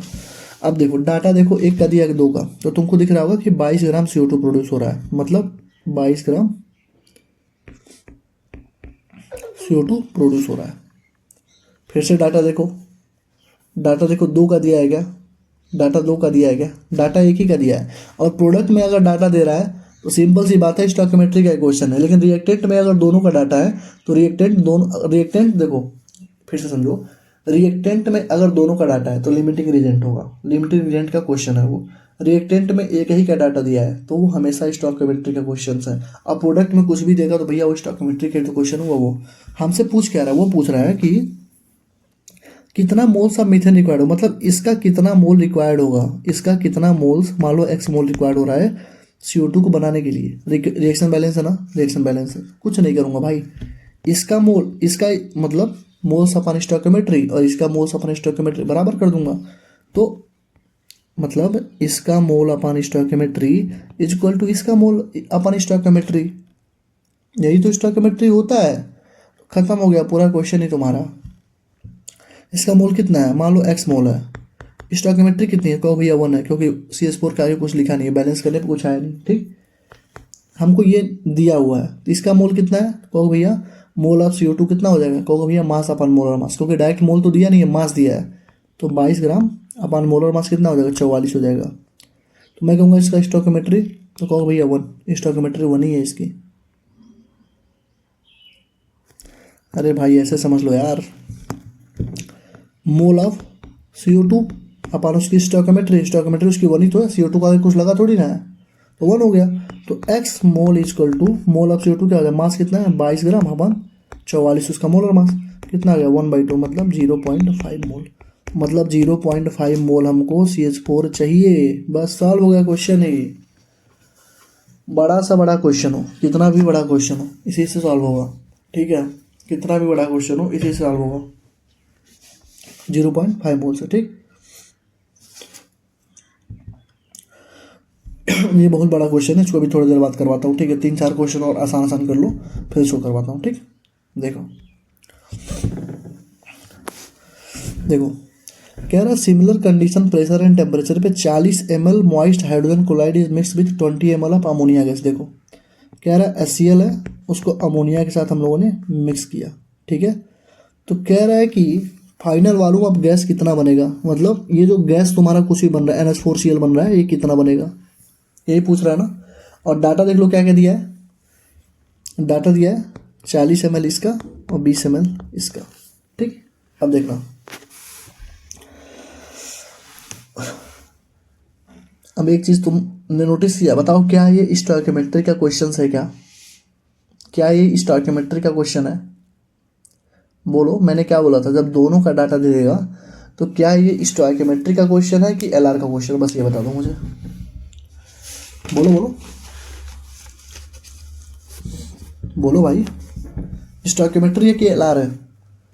तब से मैं चिल्ला के इसीलिए क्वेश्चन को डाला गया है, तब से बोल रहा हूँ कि LR का क्वेश्चन हो, क्यों, क्योंकि दोनों का डाटा दिया है। तो LR में क्या होता है कि 20 ml ये है, 40 ml ये है, तो इसका जो 20 ml है ये कम हो गया ना यार, ये 20 ही ml है। मेरे पास 5 रुपया है, तुम्हारे पास 10 रुपया है, दोनों को कंपेयर करना होगा तो 5-5 से ही करेंगे। मैंने 5 रुपया खर्च किया, तुमने 5 रुपया खर्च किया, मेरा पैसा खत्म हो गया, तो मैं लिमिटिंग रिजेंट हो गया। लेकिन तुम्हारे पास अभी भी 5 रुपया ज़्यादा है तो तुम एक्सेस में हो, लेकिन तुम्हारा वो 5 रुपया किसी मतलब का ही नहीं है, क्योंकि मैं लिमिटिंग एजेंट हूँ ना, तो सारा जितना भी रिएक्शन होगा, जैसे मैं हूँ, देखो ये दो चीज़ है, ठीक, दोनों बराबर हैं, ठीक है, और इससे एक तीसरा रिएक्शन, मान लो यहाँ पे कोई रिएक्शन बन रहा है तीसरा, ठीक, तो 5 रुपया इसके पास है, 10 रुपये इसके पास है, तो जो तीसरा बनेगा वो कितना बनना चाहिए दोनों के अकॉर्डिंग, ये 5 है, ये 10 है, तो इसका जब 5 रुपया रिएक्ट कर लेगा इसके 5 रुपये से, तो ये तो ख़त्म हो गया ना पूरा। तो इसके होने का मतलब क्या हुआ, ये सिंगल थोड़ी रिएक्ट करेगा, तो मतलब लिमिटिंग रीजेंट जो होता है सारा रिएक्शन उसी के बेसिस पे चलता है, अगर लिमिटिंग रीजेंट हो तो, मतलब एक्सेस में जो होता है उसको हटा देते हैं, कल मैं पढ़ाऊंगा लिमिटिंग रीजेंट तो तुमको बताऊंगा, एक्सेस में जो चीज़ होती है उसको हटा देते हैं, ठीक है। तो जैसे यहाँ पे 20 ml है, 40 ml है, तो इसका जो 20 ml होगा इसके 20 ml से रिएक्ट कर लेगा, इसका एक्स्ट्रा जो 20 ml होगा, एक्स्ट्रा 20 ml वो किसी काम का ही नहीं होगा, किसी काम का नहीं होगा, तो ये 20 ml से रिएक्ट करके कितना बना लेगा, 20 ml तो बनाएगा यार, 20 ml इसका आंसर होगा, 20 ml ही बनेगा भाई, 40 ml तो बनना ही नहीं है, क्योंकि 40 रुपये का कोई मतलब ही नहीं है ना, मेरे पास 20 रुपया, तुम्हारे पास 40 रुपया, तो मेरे 20 से तुम्हारा 20 रिएक्ट कर गया, तो मैं तो जीरो हो गया, तो जब मैं जीरो हो जाऊंगा तो रिएक्शन में आगे बढ़ने ही नहीं दूंगा ना, तो खत्म कहानी। तो 20 रुपया मतलब जो सबसे कम है, जो LR है उसी के अकॉर्डिंग रिएक्शन चलती है, जितना 20 ml अगर ये बना LR, तो 20 ml प्रोडक्ट भी बनेगा, कल लिमिटिंग रिएजेंट में अच्छे से पढ़ा दूंगा, ठीक, तो एक्स्ट्रा क्वेश्चन समझ लो एक तरीके से, ठीक है। देखो फिर से क्वेश्चन देखो, कह रहा है 10 ग्राम हाइड्रोजन, ऑक्सीजन 64 ग्राम था, तो मिला के पानी बनाएगा, तो पहले रिएक्शन क्या करोगे, बैलेंस, क्या करोगे, रिएक्शन बैलेंस, तो H2 + ½ O2 कर दूँ, रिएक्शन हो गया बैलेंस, रिएक्शन हो गया बैलेंस, ठीक। अब कह रहा है इसका था 10 ग्राम, इसका था 64 ग्राम, ठीक है। अरे भाई यार, ये फिर से LR का क्वेश्चन, ये फिर से LR का क्वेश्चन डाला गया इसमें। LR का मतलब क्या, जहाँ पे दोनों का डाटा हो, इसको अभी रख दो, ठीक है, ये कल की क्लास में कराएंगे, ठीक है, जब LR तुमको एक बार अच्छे से समझा दूंगा तब, ठीक, क्योंकि तुम खुद ही देखो इसमें दोनों का डाटा फिर से दे दिया, 10 ग्राम 64 ग्राम, तो LR ही हो गया ये। इसको भी निकालने का बहुत आसान तरीका है, कहो तो बता दूं, चलो LR कल ही बता दूंगा, ठीक है। LR में भी वही मोल्स अपन स्टोइकियोमेट्री निकालते हैं, जो छोटा होता है वो LR हो जाता है, तो जो LR आएगा उसी के अकॉर्डिंग सारी रिएक्शन चलती है, तो इसका कोई मतलब ही नहीं है, अभी कल इसको बता दूंगा, LR जब करा दूंगा तो, ठीक। ये देखो CPMT 2007 पे क्वेश्चन पूछा गया, कैल्शियम है, एल्युमिनियम पे +3 चार्ज है, और कैल्शियम +2 है, और एल्युमिनियम है। कह रहा है कि बताओ कि स्टोइकियोमेट्रिक कोफिशिएंट क्या होगा कैल्शियम का। एक तरह से देखोगे तो रेडॉक्स का क्वेश्चन है, लेकिन ये चीज़ तुमको आनी चाहिए। देखो कैल्शियम से क्या बन रहा है, कैल्शियम +2, इसका मतलब क्या हुआ, 2 इलेक्ट्रॉन यहाँ पे जुड़ेगा, और एल्युमिनियम से क्या बन रहा है, एल्युमिनियम +3 से एल्युमिनियम बन रहा है, इसका मतलब यहाँ पे 3 इलेक्ट्रॉन जुड़ा होगा, तभी तो बना है एल्युमिनियम। यहाँ तो देखो कोई दिक्कत, कैल्शियम से +2 चार्ज गया, मतलब +2 चार्ज आ गया, तो हमको देखो हमारा सिद्धांत है, पूरी दुनिया का सिद्धांत है, हर एक चीज़ न्यूट्रल रहना चाहती है, तो कैल्शियम था 0 चार्ज, इस पर +2 चार्ज आया, तो इसको न्यूट्रल करने के लिए क्या करेंगे, 2 इलेक्ट्रॉन जोड़ दो, खत्म हो गया, मतलब बैलेंस भी हो जाता है एक तरीके से और न्यूट्रल भी हो जाता है। जैसे एल्युमिनियम +3 थी, इसको एल्युमिनियम में बनना है, तो क्या करोगे, 3 चार्ज ज़्यादा है तो 3 नेगेटिव चार्ज जोड़ दो, 3 इलेक्ट्रॉन जोड़ दो, खत्म हो गया, ठीक। तब इसे पूछ रहा, बताओ कैल्शियम का स्टोइकियोमेट्री कितना होगा, तो देखो यहाँ पे 2 इलेक्ट्रॉन का वो है, यहाँ पे 3 का है, तो हम क्या कर सकते हैं, 2 का है 3 का, क्या कर सकते हो, मैथमेटिक्स में तुमने पढ़ा होगा, क्रॉस कर देते हैं, मतलब ऊपर 2 है नीचे 3 है, तो ऊपर मल्टीप्लाई कर देंगे 3 से, नीचे मल्टीप्लाई कर देंगे 2 से, कोई दिक्कत होगी क्या। रेडॉक्स रिएक्शन को जब बैलेंस करते हैं तब भी ऐसे ही किया जाता है। मान लो पहले रिएक्शन में 5 है, मतलब 5 इलेक्ट्रॉन है, दूसरे में 10 इलेक्ट्रॉन है, तो ऊपर मल्टीप्लाई कर दो 10 से, नीचे मल्टीप्लाई कर दो 5 से, तो देखो बैलेंस हो गया ना, 10 × 5 = 50 हो गया, 10 × 5 = 50 हो गया। उसी तरह 3 से मल्टीप्लाई किया, 3 दूना 6 इलेक्ट्रॉन हो गया, और 2 3 6 इलेक्ट्रॉन हो गया, बैलेंस हो गया ना, इसके लिए किया जाता है, मतलब बैलेंसिंग के लिए क्या किया जाता है, जितना इलेक्ट्रॉन होता है ऊपर और नीचे उसका उल्टा करके मल्टीप्लाई कर देते हैं। जैसे मान लो किसी में 6 इलेक्ट्रॉन है और किसी में 12 इलेक्ट्रॉन है, तुम क्या करो, ऊपर कर दो 12 से मल्टीप्लाई, नीचे कर दो 6 से, तो देखो 12 × 6 = 72 हो गया, इधर भी 12 × 6 = 72 हो गया, बैलेंस हो गया ना, इसके लिए किया जाता है, ठीक। तो देखो, तो ये क्या इक्वेशन क्या बन गया, देखो तो इक्वेशन बन गया 3 कैल्शियम 3 Ca+2 प्लस 6 इलेक्ट्रॉन, और ये इक्वेशन बन गया क्या, 2 एल्युमिनियम +3 + 6 इलेक्ट्रॉन गिव्स 2 एल्युमिनियम। दोनों को जोड़ के अगर लिखोगे तो ये हो जाएगा 3 calcium + 2 aluminium +3 + 6 electron gives 3 calcium plus 2 aluminium plus 6 electron, electron से इलेक्ट्रॉन काट दो तो ये तुम्हारा इक्वेशन बन गया, मतलब 3 होगा। मतलब क्या हो जाएगा 3 calcium plus 2 aluminium plus 3 calcium plus 2 plus 2 aluminium, ये तुम्हारा 3 स्टोइकियोमेट्री होगा इसका। ये रेडॉक्स में भी तुमको अच्छे से पढ़ाया जाएगा, अभी मैंने बस इसलिए बताया क्योंकि क्वेश्चन डाला गया था, ठीक है, तो मैंने तुमको समझा दिया यहाँ पे, ठीक। तो समझ में आ गई ना चीज़ें। 3 कैल्शियम हो जाएगी, 2Al प्लस 3 है, 3 कैल्शियम प्लस 2, मतलब कुछ नहीं किया हूँ, बस मैं मल्टीप्लाई कर दिया हूँ, जितना दिया था उससे मैंने मल्टीप्लाई कर दिया, बस इतना ही काम किया और उसके अलावा मैंने कुछ नहीं किया है, जितना दिया उससे मैंने मल्टीप्लाई कर दिया, बस काम खत्म, ठीक। यहाँ तक कोई दिक्कत नहीं है, ठीक। ये देखो NaSCO3 है, Na2CO3 है, इसको हीट करने पे इतना मिल रहा है। MPPMT 2005-8 का क्वेश्चन है, इसको भी लास्ट में करेंगे क्योंकि लंबा क्वेश्चन, मतलब 2 क्वेश्चन मैंने छोड़ा लास्ट के लिए क्योंकि दोनों लंबे हैं। और दूसरी चीज़ अभी इसको कराऊंगा ना तो जो छोटे छोटे क्वेश्चन है उसमें तुम फंस जाओगे, तो पहले जो छोटे छोटे वाले क्वेश्चन है पहले उनको निपटा लेते हैं, ठीक। देखो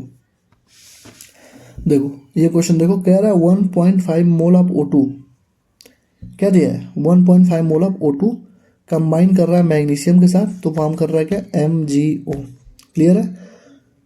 देखो 1.5 मोल, इसका 1.5 मोल दिया है, क्या Mg का भी डाटा दिया है, कहोगे नहीं दिया है, Mg का डाटा नहीं दिया है, तो Mg का डाटा नहीं दिया है, इसका मतलब क्या हुआ, 2 रिएक्टेंट में 1 का डाटा दिया है, मतलब ये क्वेश्चन किसका है, स्टोइकियोमेट्री का क्वेश्चन है, किसका है, स्टोइकियोमेट्री का क्वेश्चन है, किसका है, स्टोइकियोमेट्री का क्वेश्चन है, ठीक, क्लियर है।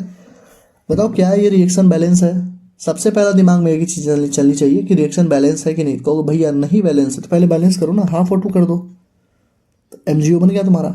अब देखो कह रहा है 1.5 मोल O2 कंबाइन कर रहा है मैग्नीशियम का MgO बनाने के लिए, मास ऑफ मैग्नीशियम, देखो क्वेश्चन पहले पढ़ना, मास ऑफ मैग्नीशियम पूछ रहा है इसका कितना मास हुआ, तो हम कुछ नहीं करेंगे भैया, दोनों का मोल बराबर कर देंगे ना, मोल अपन स्टोइकियोमेट्री, तो moles of magnesium upon stoichiometry कितनी है Mg की, कहो भैया 1 है, कुछ लिखा नहीं है तो 1 हो गया, ये बराबर है moles of O2 upon stoichiometry कितनी है, स्टोइकियोमेट्री कितनी है O2 की, तो भैया 1/2 है, देखो 1/2 है ना यहाँ पे स्टोइकियोमेट्री, तो 1/2 का मतलब क्या हुआ, 2 चला जाएगा ऊपर, तो यहाँ पे लिख देंगे मोल्स ऑफ मैग्नीशियम क्या होगा, मास अपन मोलर मास मैग्नीशियम का 24, मास अपन मोलर मास दो, क्योंकि हमको मास पूछा, मोल थोड़ी ना पूछा, मास पूछा, देखो मास ऑफ मैग्नीशियम, तो mass upon molar mass equal to moles of O2, moles of O2 दिया है क्या, मोल्स ऑफ O2 दिया 1.5, तो हमने मोल्स ऑफ O2 ने 1.5 लिख दिया, और जो नीचे 1/2 था ये 2 ऊपर चला जाएगा भाई, तो ये 2 हो गया, तो मास कितना हो जाएगा 1.5 × 2 3 × 24 दिया 72 का, लो स्टोइकियोमेट्री तुम खुद ही देख लो कितने आसानी से क्वेश्चन सॉल्व हो रहे हैं। 72 ग्राम आंसर है इसका, एम आई राइट, सही है। कितने आसानी से क्वेश्चन सॉल्व हो रहे हैं तुम खुद ही देख लो, कुछ मैं कर ही नहीं रहा हूँ, बस मैं जो मोल्स है दोनों के मोल्स अपन स्टोइकियोमेट्री को बराबर कर दे रहा हूँ, वही होता है स्टोइकियोमेट्री। मोल्स निकालने के लिए हमारे पास 3 फार्मूला है, मास अपन मोलर मास से निकाल ले रहा हूँ, अगर कहीं पे वॉल्यूम देगा तो वॉल्यूम अपन 22.4 से निकाल लूंगा, सॉल्व हो जाएगा क्वेश्चन, ठीक। देखो यहाँ पे आया ना वॉल्यूम, देखिए वॉल्यूम का नाम लेते ही वॉल्यूम आ गया, नाम लेते शैतान हाजिर।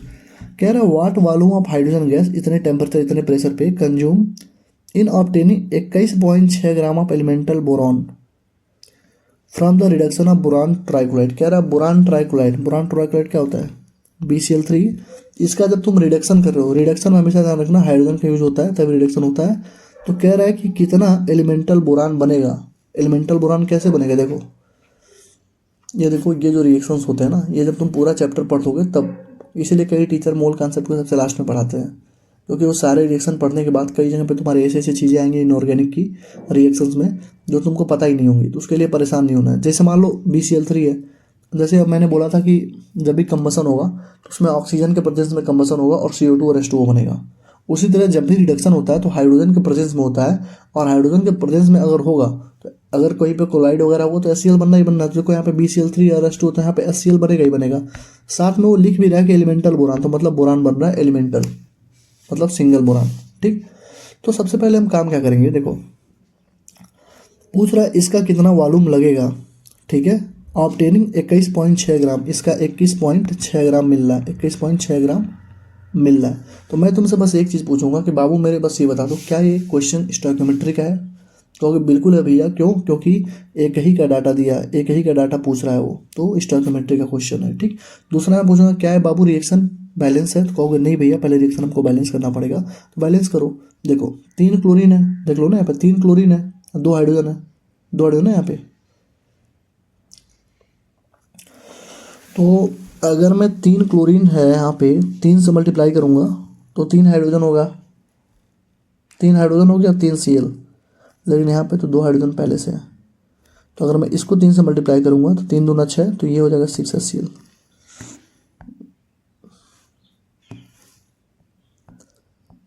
6 HCl।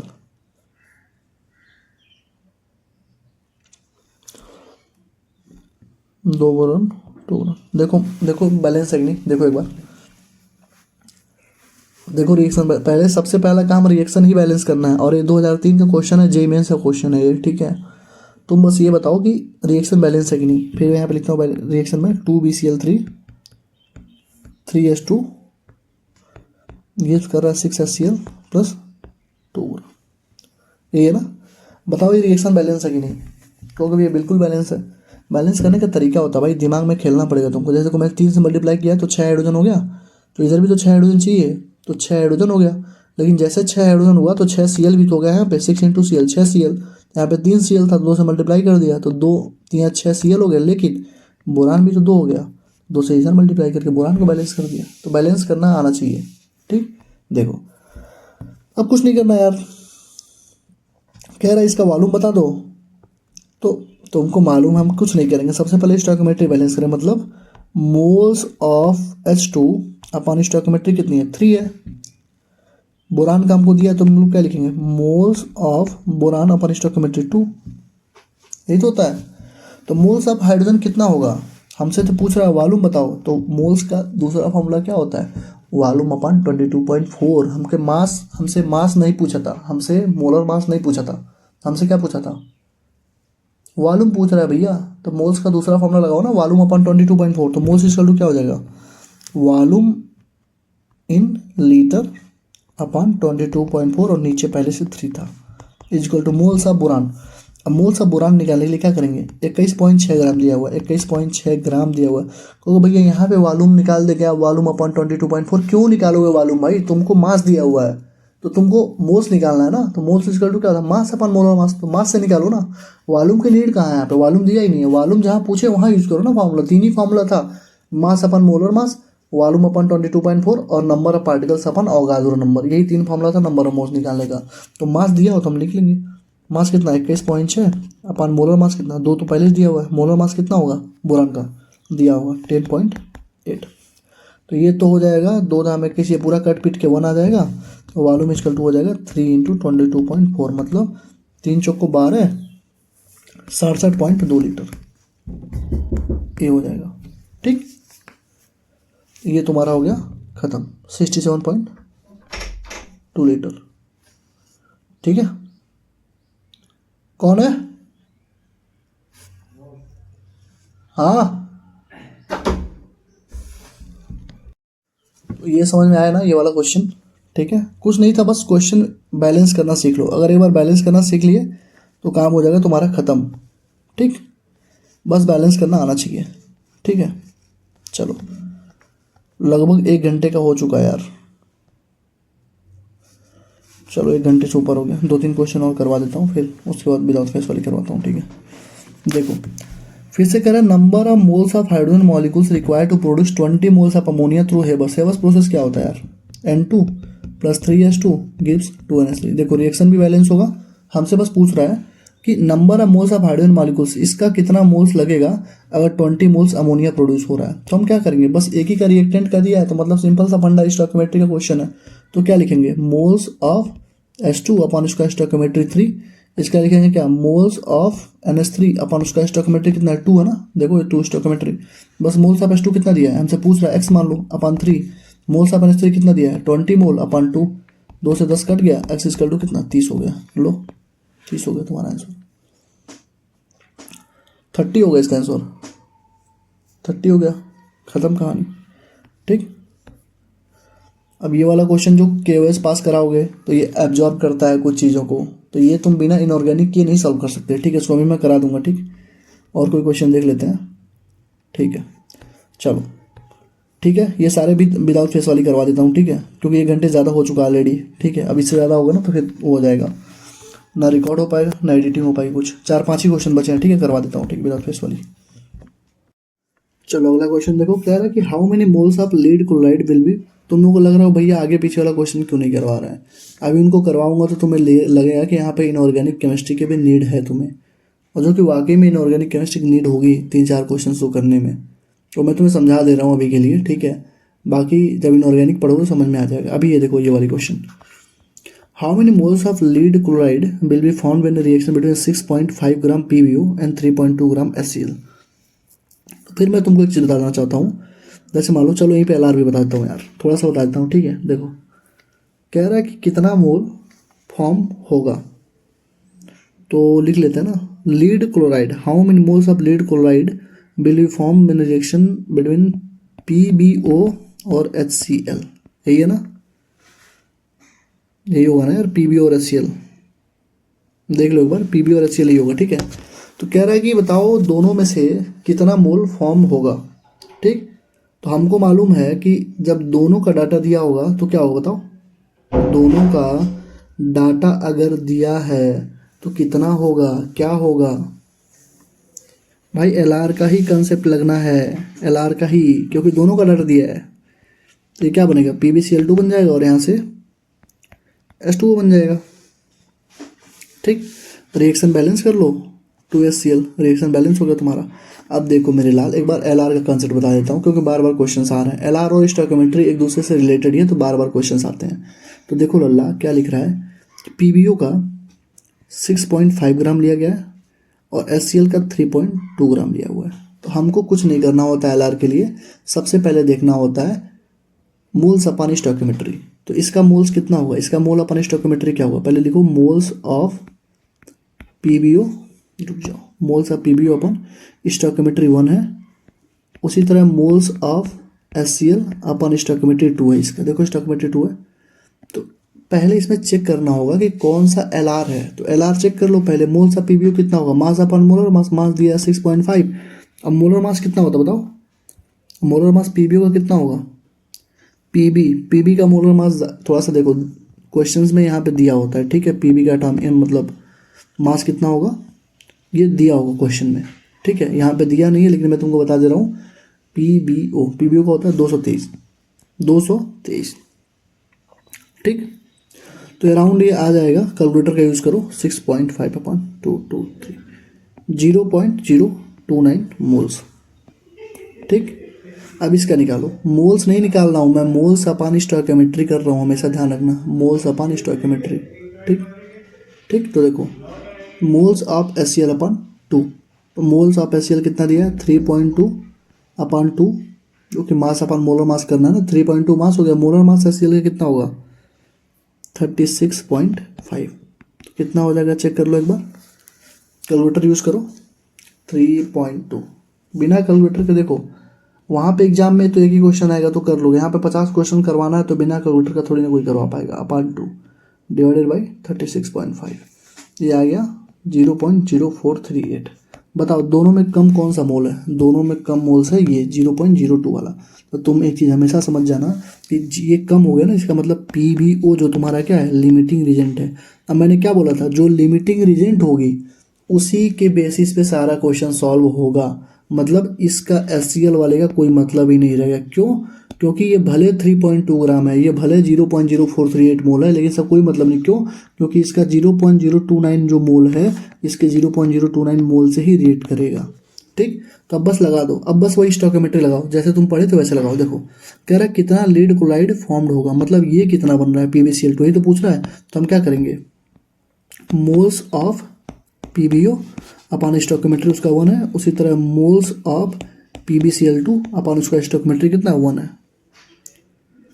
भैया हमको मालूम, इतना हमको पता लग गया ना, इसका कोई मतलब नहीं है। तो इसको हटा देंगे अब हम लोग, सॉरी इसको हटा देंगे पूरा HCl वाले को, क्यों? क्योंकि हमारा LR ये है, तो जो भी रिएक्टेंट, जो भी ये प्रोडक्ट बनेगा ना, इसके हिसाब से बनेगा LR के। तो बस अब वही स्टोइकियोमेट्री इसमें और इसमें स्टोइकियोमेट्री लगा दो, खत्म कहानी तुम्हारी। तो मोल्स ऑफ PbO कितना आया था, सॉल्व किया तो तुम, कितना आया था, 0.029 मोल आया था, is equal to moles of PbO। हमसे पूछा है मोल्स ही, हमसे पूछा है भाई, मोल्स ही पूछा है PbO का, तो उतना ही तो हो गया, 0.029 ही तो हो गया, 0.029 ही तो हो गया यार। ठीक है, 0.029 हो, क्योंकि मोल्स ऑफ PbCl2 पूछा है हमसे, स्टोइकियोमेट्री इसका 1 है, तो 1 इधर जाएगा, तो 1 इधर मल्टीप्लाई करोगे तो कितना आएगा, 0.029 ही हो जाएगा। क्लियर है? क्लियर ना? क्वेश्चन आसान है, ठीक है, क्वेश्चन आसान है, बस हमको लग रहा है कि टफ है। LR वाले क्वेश्चन ऐसे सॉल्व होते हैं। अब एक क्वेश्चन तुमने समझ लिया LR कैसे सॉल्व होते हैं, बाकी जो कल 10-15 क्वेश्चन LR के हैं कल समझा दूंगा, देख लेना कैसे होते हैं, तुरंत क्वेश्चन खत्म हो जाते हैं। ठीक है, अगला क्वेश्चन यहाँ पे देख लो, देखो यहाँ पे ये भी क्वेश्चन देखो, कह रहा है कि 25.3 ग्राम ऑफ सोडियम कार्बोनेट जो है उसको डिजॉल्व किया गया एनफ वाटर में टू मेक 250 ml सोल्यूशन। कितना है? 25.3 ग्राम को हमने पानी में मिलाया ताकि 250 ml सोल्यूशन बन जाए। अगर सोडियम कार्बोनेट ये जो है डिसोसिएट कर रहा है Na+ में और कार्बोनेट आयन में, तो बताओ क्या होगा। देखो सोडियम कार्बोनेट पहले टूटता कैसे, ये देखो कैसे टूटेगा बताओ, 2Na+ + CO3 2-, यही तो बनेगा। हमेशा ध्यान रखना, मतलब इसका 2 मोल होना चाहिए, मतलब ये 2 गुना होगा कार्बोनेट के, मतलब कार्बोनेट अगर X है तो ये 2X होगा। ठीक, तो इस क्वेश्चन को अगर कोई सॉल्व भी करना चाहता है बच्चा ना, तो वो ऑप्शन भी चेक करके सॉल्व कर सकता है। देखो पहले चीज़ तो कार्बोनेट वाला कम होगा, तो यहाँ पे देखो कार्बोनेट ज़्यादा दिया है, 1.910 दिया है, यहाँ पे कम दिया, तो ये तो गलत हो गया ऑप्शन। ठीक, इसमें दोनों बराबर दिया है, तो ये भी कभी ऑप्शन होगा नहीं। क्यों नहीं होगा, ये भी बराबर, तो ये भी कभी ऑप्शन होगा, ये दूसरा इसका ऑप्शन सही हो जाएगा। कहो भैया कैसे आपने कर दिया, क्योंकि भाई तुम खुद देखो ना यार, जितना 2Na+ में टूटेगा ना ये, मतलब ये 2 गुना है, 2X है, क्योंकि कार्बोनेट X में टूट रहा है, कार्बोनेट के पास तो एक भी वो नहीं है ना स्टोइकियोमेट्री, तो ये अगर X होगा तो ये 2X होगा, मान लो ये 2 होगा तो ये 4 होगा, ये 6 होगा तो ये 12 होगा, ऐसे चलेगा। ठीक है, मतलब इसका 2 गुना होना चाहिए, कभी दोनों बराबर नहीं होगा, तो ये दोनों ऑप्शन तो होंगे नहीं, और ये हमेशा बड़ा होगा। Na+ वाला जो होगा 2Na+ हमेशा ज़्यादा होगा कार्बोनेट से, क्योंकि इसका 2 मोल हो रहा है, 2 में डिसोसिएट हो रहा है, तो एक ही ऑप्शन बचता है बी। हम इससे सॉल्व कर सकते हैं आराम से। देखो ये 2 गुना भी है, देखो इसका 2 गुना शायद होगा, रुको मैं करके चेक कर लेता हूँ। 0.955 इंटू 2.955 इंटू 2, देखो एकदम एग्जैक्ट इसका डबल है, 0.955 इंटू 2 करो तो हमको 1.910 ही मिलेगा। तो ऑप्शन सॉल्व हो गया, बिना सॉल्व किए ही सॉल्व हो गया। ठीक है, ठीक, मोलैरिटी तो पूछा है भैया, मोलैरिटी होती क्या है, मोलैरिटी निकालो। अगर इससे नहीं सॉल्व करना चाहते हो, रेगुलर चलते हो, तो मोलैरिटी इक्वल टू क्या होती है बताओ। मोलैरिटी क्या होती है, number of moles upon volume in litre. तो नंबर ऑफ मोल्स कितना होगा, 25.3 ग्राम, तो मास अपन मोलर मास होता है ना, तो मोलर मास सोडियम कार्बोनेट का कितना होगा, Na2CO3 का कितना होता है, Na2CO3 कितना होता है, 106 दिया हुआ, देखो दिया हुआ ना, क्वेश्चन में दिया होता है। Upon volume in litre, volume litre 250 अपन 1000 कर दो, क्योंकि ml में ना, तो 1000 अंदर का अंदर मल्टीप्लाई, बाहर का बाहर मल्टीप्लाई, तो कितना होगा 25.3 गुणे 1000 अपन 106 गुणे 250, 250 से 4 बार में कट जाएगा, 25.3 गुणे 106 कितना हो गया मोलैरिटी 0.955। ये देखो मोलैरिटी M आ गई, तो वही सेम चीज़ तो आया भाई। अगर ये M है मतलब एक आया ना, तो ये अगर 0.955 है तो ये 2 × 0.955 होगा। ये सिंपल सी बात लिख रही हूँ वहाँ पे। तो तुम यहाँ ट्रिक से भी लगा सकते थे और यहाँ से भी इसको सॉल्व कर सकते थे, तुमको जहाँ से सही लगे तुम वहाँ से इसको सॉल्व कर लेना इस क्वेश्चन को। ठीक है, चलो अब देखो ये जो क्वेश्चंस हैं आगे जो मैं क्वेश्चन तुमको करवाने जा रहा हूँ, ठीक, ये सारे अच्छे क्वेश्चंस हैं। क्यों? क्योंकि इसमें जो है थोड़ा सा तुम्हारा माइंड भी लगेगा और इनऑर्गेनिक के कंसेप्ट भी लगेंगे। जैसे देखो लिख रहा है what is the mass of precipitate form when 50 ml of इतना percentage solution of AgNO3 is mix with इतना परसेंटेज ऑफ NaCl। तो पहले मिलाओ दोनों को, क्या क्या है, AgNO3 है, वो रिएक्ट कर रहा है NaCl के साथ, तो रिएक्शन क्या बनेगी, AgCl बनेगी और NaNO3 बन जाएगी NaNO3। अरे भाई Ag पे प्लस है, इस पर Cl पे माइनस होती है ना, तो AgCl बन जाएगी और बाकी जो बचा है NaNO3 बन जाएगा। ठीक, कह रहा है कि 50 ml of 16.9% solution, 50 ml of 16.9% solution, इसका मतलब क्या हुआ, 16.9% सॉल्यूशन का मतलब ही होता है, जब कंसंट्रेशन टर्म पढ़ो तो वहाँ पे बताया जाएगा तुम्हें कि 16.9% का मतलब हुआ कि 16.9 जो ग्राम है AgNO3 वो जो है 100 ml के सॉल्यूशन में है। ठीक, क्लियर है। कह रहा है इसका 50 ml। ठीक, ये तो 100 ml में है ना यार, जो 16.9, इसीलिए मैंने बोला था ना इनऑर्गेनिक का थोड़ा सा कॉन्सेप्ट लगेगा और हल्का सा कंसंट्रेशन टर्म तुमको आना चाहिए। 16.9% का मतलब होता है कि 16.9 gram is present in 100 ml of solution. लेकिन हमको क्या चाहिए, हमको चाहिए बस 50 ml। हमको चाहिए कितना, 50 ml। तो 100 ml में कितना है, 16.9 है, तो 50 ml में कितना होगा बताओ। तो कहो भैया इसका आधा हो जाएगा, 16.9/2 कितना हो जाएगा बताओ, 8.45। मतलब 8.45 ग्राम हमारे पास मिल गया क्या, AgNO3। उसी तरह NaCl जो है 5.8%, मतलब 5.8 ग्राम जो है 100 ml में है। इसका मतलब हुआ 100 ml में अगर 5.8 ग्राम है भैया, तो 50 ml हमसे पूछ रहा है, 50 ml में हो जाएगा कितना, 5.8/2 मतलब 2.9 ग्राम। मतलब हमको क्वेश्चन से एक डाटा हमको निकल के ये आ गया कि जो AgNO3 हमारे पास प्रेजेंट है, भले वो 16.9% है, लेकिन उसका 50% ही हमको चाहिए, 50 ग्राम ही चाहिए। 50 ml में जितना प्रेजेंट है उतना चाहिए, तो ये हो जाएगा 8.45। और ये जो तुम्हारा क्या था, NaCl था, ये तुम्हारा 2.9 ग्राम। ठीक, क्लियर है, क्लियर।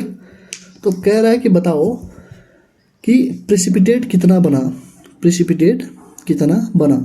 तो इसका पहले मोल्स निकाल लो ना यार, मोल्स सबसे आसान होता है। इसका मोल कितना होगा, 8.45 AgNO3 का मोल कितना होगा, मोलर मास कितना होगा भैया, नेट से लिख लो या फिर याद करो। मैंने बोला क्या था, 1 से 30 तक का याद होना चाहिए मोलर मास, और Ag का, Au का, कैडमियम का, निकिल का, इन सब का अलग से याद होना चाहिए। ठीक है, तो देखो Ag आ गया, तो AgNO3 का टोटल कितना होता है, AgNO3 169 के राउंड होता है, 169.8 के राउंड होगा। तो इसका कितना होगा, NaCl का 2.9 अपॉन Na का होता है कितना, 23, और Cl का होता है लगभग 35, 58.5। ठीक है, क्लियर है। इसको करो, डिवाइड करो, कैलकुलेटर यूज करो, 8.45 0.049 और ये 0.049, मतलब दोनों 0.049 मोल्स हमारे पास आ गए। देखो क्वेश्चन कितना तगड़ा है। क्वेश्चन तगड़ा इसलिए है क्योंकि देखो इसने पहले बोला कि 50 ml, आधा बच्चा इसी में गायब कि 16.9% का मतलब क्या होता है। 16.9% का सिंपल सा मतलब होता है कि 16.9 gram of AgNO3 100 ml solution में प्रेजेंट है। ठीक है, 100 ml से 16.9 हो गया, 50 ml से इसको निकाल के आधा कर दिया हमने, यहाँ पे भी आधा कर दिया दोनों को। अब यहाँ से मोल्स निकाल लिया। मोल्स जब हमने निकाला तो हमको पता चला, मोल्स में एक हमको खुफिया बात पता चली, इसका 0.049, इसका 0.049 प्रेजेंट है। तो जब रिएक्शन बनेगा, जब रिएक्शन आगे बढ़ेगी, रिएक्शन आगे बढ़ेगी तो हमसे पूछ रहा है ना AgCl कितना बना।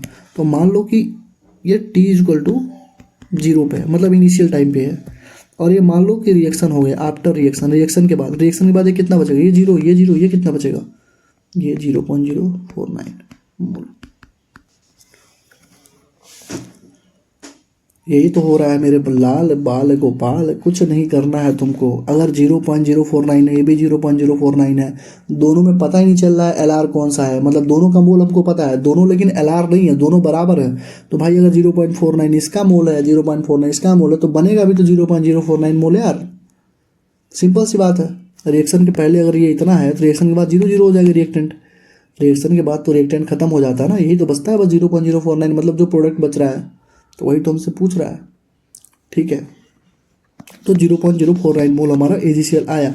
हमसे पूछ रहा है मास, तो मास क्या होता है बताओ, मास इक्वल टू क्या होगा, number of moles equal to mass upon molar mass. तो मास क्या हो जाएगा, moles into molar mass, moles into molar mass.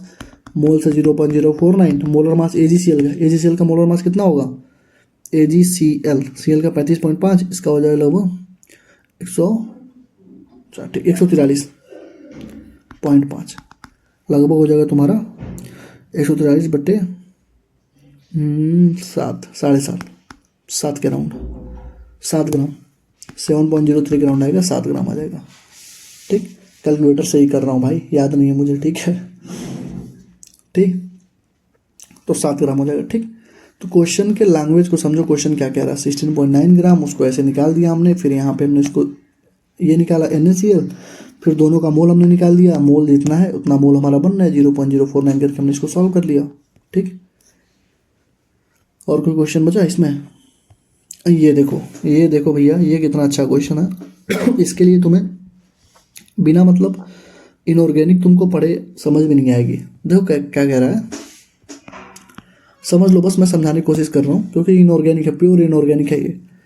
The mixture of 2.3 gram formic acid, formic acid मतलब क्या बोलते हैं इसको, HCWH, एंड 4 पॉइंट, ये कितना है 2.3 ग्राम है, and oxalic acid, oxalic acid क्या होता है H2C2O4। अब आधे बच्चों को ये फॉर्मूला नहीं पता होगा, H2C2O4 को ऑक्जेलिक एसिड बोलते हैं, ठीक है। इसका है 4.5 ग्राम। दोनों को ट्रीट किया जा रहा है किससे, H2SO4 से। अब ये देखो एक ही में मत ट्रीट कर देना, अलग अलग ट्रीट किया जा रहा है, ठीक है। Mixture of 2.3 gram formic acid and 4.5 gram oxalic acid, sorry एक ही साथ है, दोनों का मिक्सचर है, ठीक है। इसको ट्रीट किया जा रहा है कंसनट्रेटेड H2SO4 से। जब इसमें कंसनट्रेटेड H2SO4 डालोगे तो कंसनट्रेटेड H2SO4 एक डिहाइड्रेटिंग एजेंट होता है, पानी को ऑब्जर्व कर लेता है, तो ये क्या बनेगा, CO बनेगा और H2O बनेगा। यहाँ पे भाई देखो, एक पानी, दो पानी, H2O निकल गया बाहर, बचा CO। ये जो H2O होगा वो एब्जॉर्ब हो जाएगा, मतलब इसका कोई मतलब ही नहीं होगा, रिएक्शन से खत्म हो जाएगा ये, ठीक। बचा हमारे पास केवल CO, ठीक है।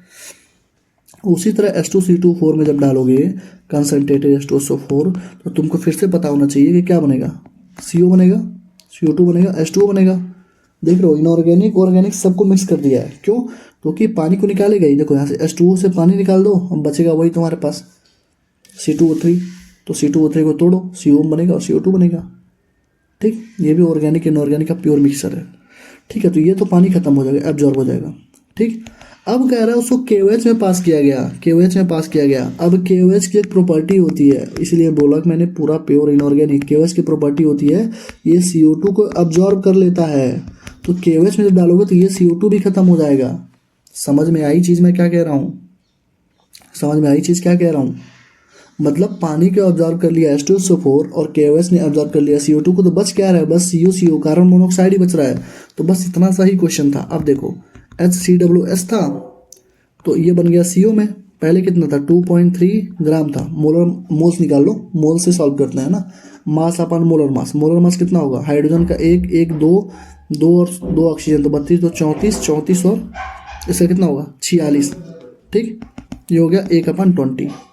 उसी तरह H2C2O4 का निकाल लो भैया, 4.5 ग्राम अपान H2C2O4 का निकालो, C का होता है 12 दूना 24, 16 चौको 64, 64 2 90 हो गया, 90 हो गया। ये भी हो गया तुम्हारा कितना 1/20, ठीक, 1/20, ठीक है।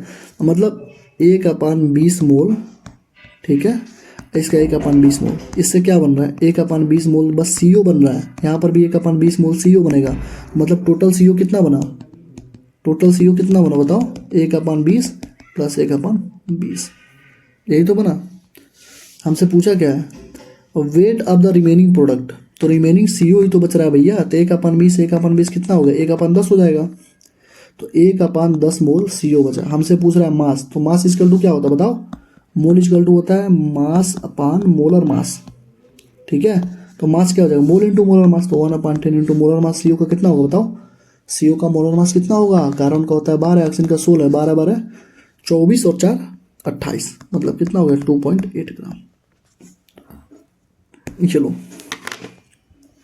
लास्ट के 3-4 जो क्वेश्चन मैं करवा रहा हूँ वो सारे अच्छे क्वेश्चन हैं, सारे के सारे अच्छे क्वेश्चन हैं, ठीक है। इसलिए थोड़ा सा शांत होकर इन क्वेश्चन को करना, सारे के सारे अच्छे लेवल के क्वेश्चन हैं। इसलिए हल्का सा माइंड को कंसंट्रेट करके हल्का सा शांत होकर इन क्वेश्चंस को किया जाए तो सही रहेगा, हमारे लिए भी तुम्हारे लिए भी, ठीक है। हम बस तुम्हें पूरा चीज़ बता दे रहे हैं कि देखो H2O ऑब्जर्व हो गया, CO2 ऑब्जर्व हो गया, बचा ये दोनों। तो इसका भी क्योंकि 1/20 मोल लिए तो 1/20 मोल बना, 1/20 मोल लिए 1/20 मोल बना। जो क्वेश्चन नहीं समझ में आए उसको 2 से 3 बार कर लिया करो, रिपीट कर लिया करो, ठीक है। खत्म हो गया। और कोई क्वेश्चन बचा क्या?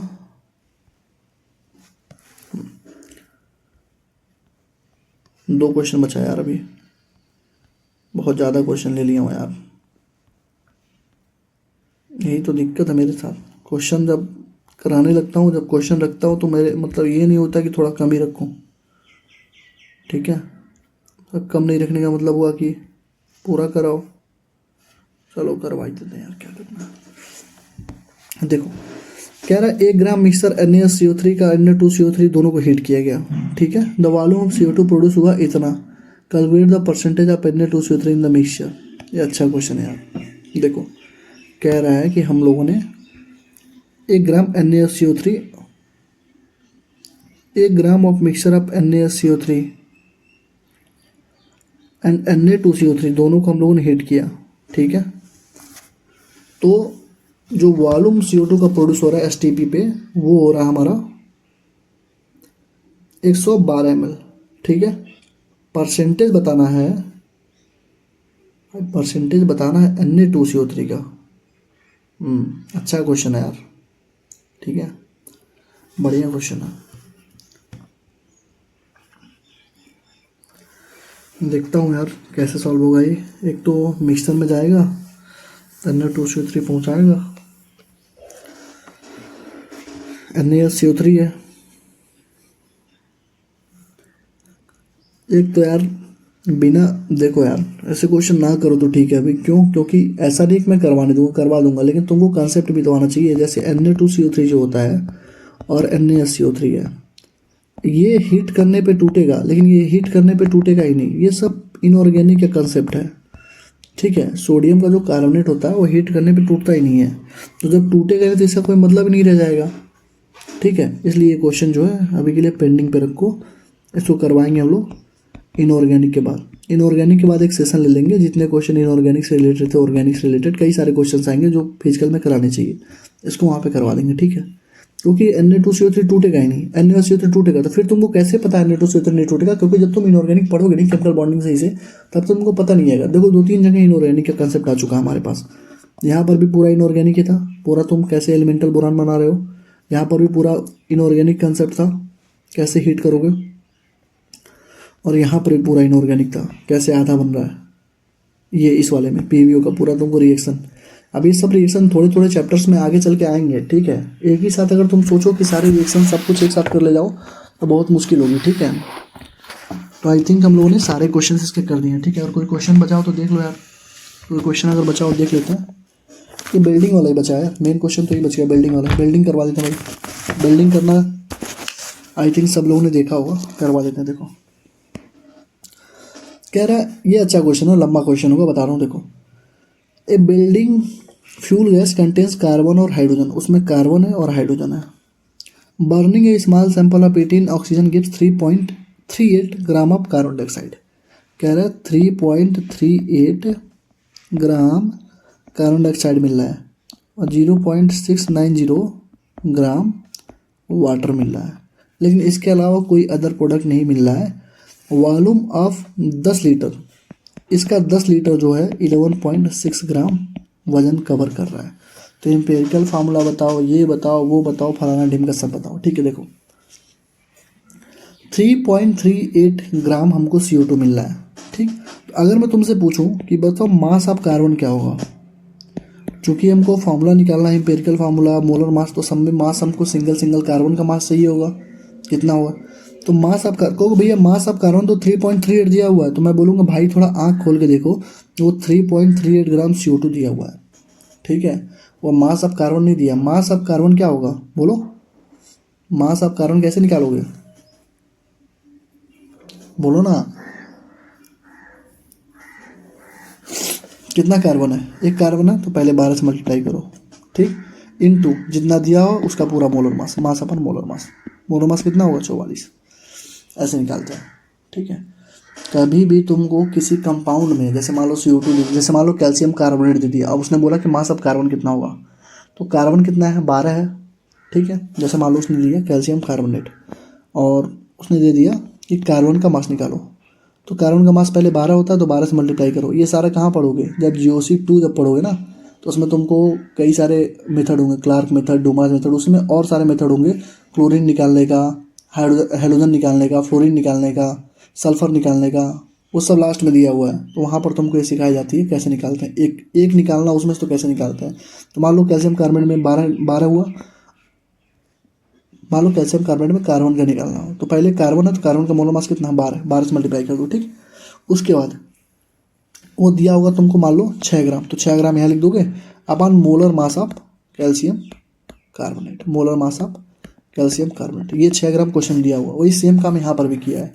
3.38 ग्राम दिया पूरे कार्बन डाइऑक्साइड का, तो मैंने कर दिया 3.38 अपन 44। वैसे देखो अगर तुमको मास ऑफ हाइड्रोजन निकालना हो तो क्या करोगे, हाइड्रोजन में कितना है, हाइड्रोजन ना पानी है ना, देखो यहाँ पे पानी में क्या है, H2O फॉर्मूला है, तो कितना हाइड्रोजन है, 2 है, तो 2 से पहले मल्टीप्लाई कर लो इंटू 0.690 अपन 18, पानी का मोलर मास 18 होता है, बस दोनों को सॉल्व करो तो ये हो जाएगा 12 इंटू 3.88, ऐसे कर लो अपन 44। ये कितना आया 0.922 टू वही 922, ठीक है।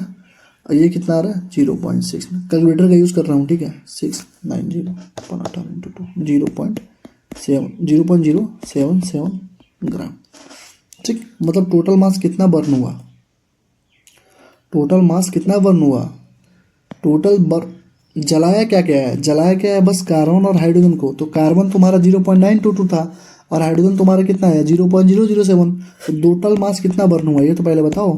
टोटल मास कितना बर्न हुआ 0.922 प्लस 0.077 कितना आ गया 0.999 ग्राम। इसका मतलब ये होता है मेरे लाल बाल गोपाल कि 0.99 ग्राम हमारा टोटल बर्न हुआ है। अब देखो मतलब क्वेश्चन इतना प्यारा है ये कि एक एक चीज़ हमको साथ में जोड़ के चलनी पड़ेगी, जैसे तुम लाइन से, इसलिए मैंने इसको लास्ट में रखने को बोला क्योंकि क्वेश्चन अच्छा है, ठीक है। हमारे पास क्या क्या डाटा मिल गया, मास ऑफ कार्बन कितना हमको मिला था, कितना था 0.922 था ना, ठीक। मास ऑफ हाइड्रोजन हमको कितना निकाला था हम लोगों ने, कितना था 0 पॉइंट कुछ था ना 77, 0.077। टोटल कितना बर्न हुआ था, दोनों को जोड़ा था कितना आया था 0.999 ग्राम, ये था ना। अब देखो यहाँ से अप्रोच देखो कैसे करोगे, और ये क्वेश्चन हो सकता है पूछ ले अगर, तो आधे बच्चे तो गायब हो जाएंगे तुरंत, ठीक। हमको चाहिए होता, हमको लास्ट में क्या चाहिए होता है, हमको चाहिए होता है percentage of carbon, percentage of hydrogen, तभी तो हम लोग इसको मास में कन्वर्ट करते हैं, फिर उसको हम लोग सिंपलेस्ट नंबर से डिवाइड करते हैं, तो हमको इंपेरिकल फार्मूला मिल जाता है। तो परसेंटेज ऑफ कार्बन कितना होगा, तो परसेंटेज ऑफ कार्बन कैसे निकालोगे, कितना कार्बन है अपन टोटल कितना है इंटू 100, ये तो होता है। किसी भी चीज़ का परसेंटेज निकालना हो तुमको तो कितना कार्बन दिया हुआ है 0.922, टोटल कितना है 0.999 इंटू 100, ये परसेंटेज ऑफ कार्बन होगा। उसी तरह तुमसे पूछेगा परसेंटेज ऑफ हाइड्रोजन, तो क्या होगा, कितना दिया है 0.077, अपन टोटल कितना है 0.999 इंटू 100, काम खत्म हो गया। सॉल्व करो इसको, कितना आएगा 92.29%, और ये आ जाएगा 7.71%।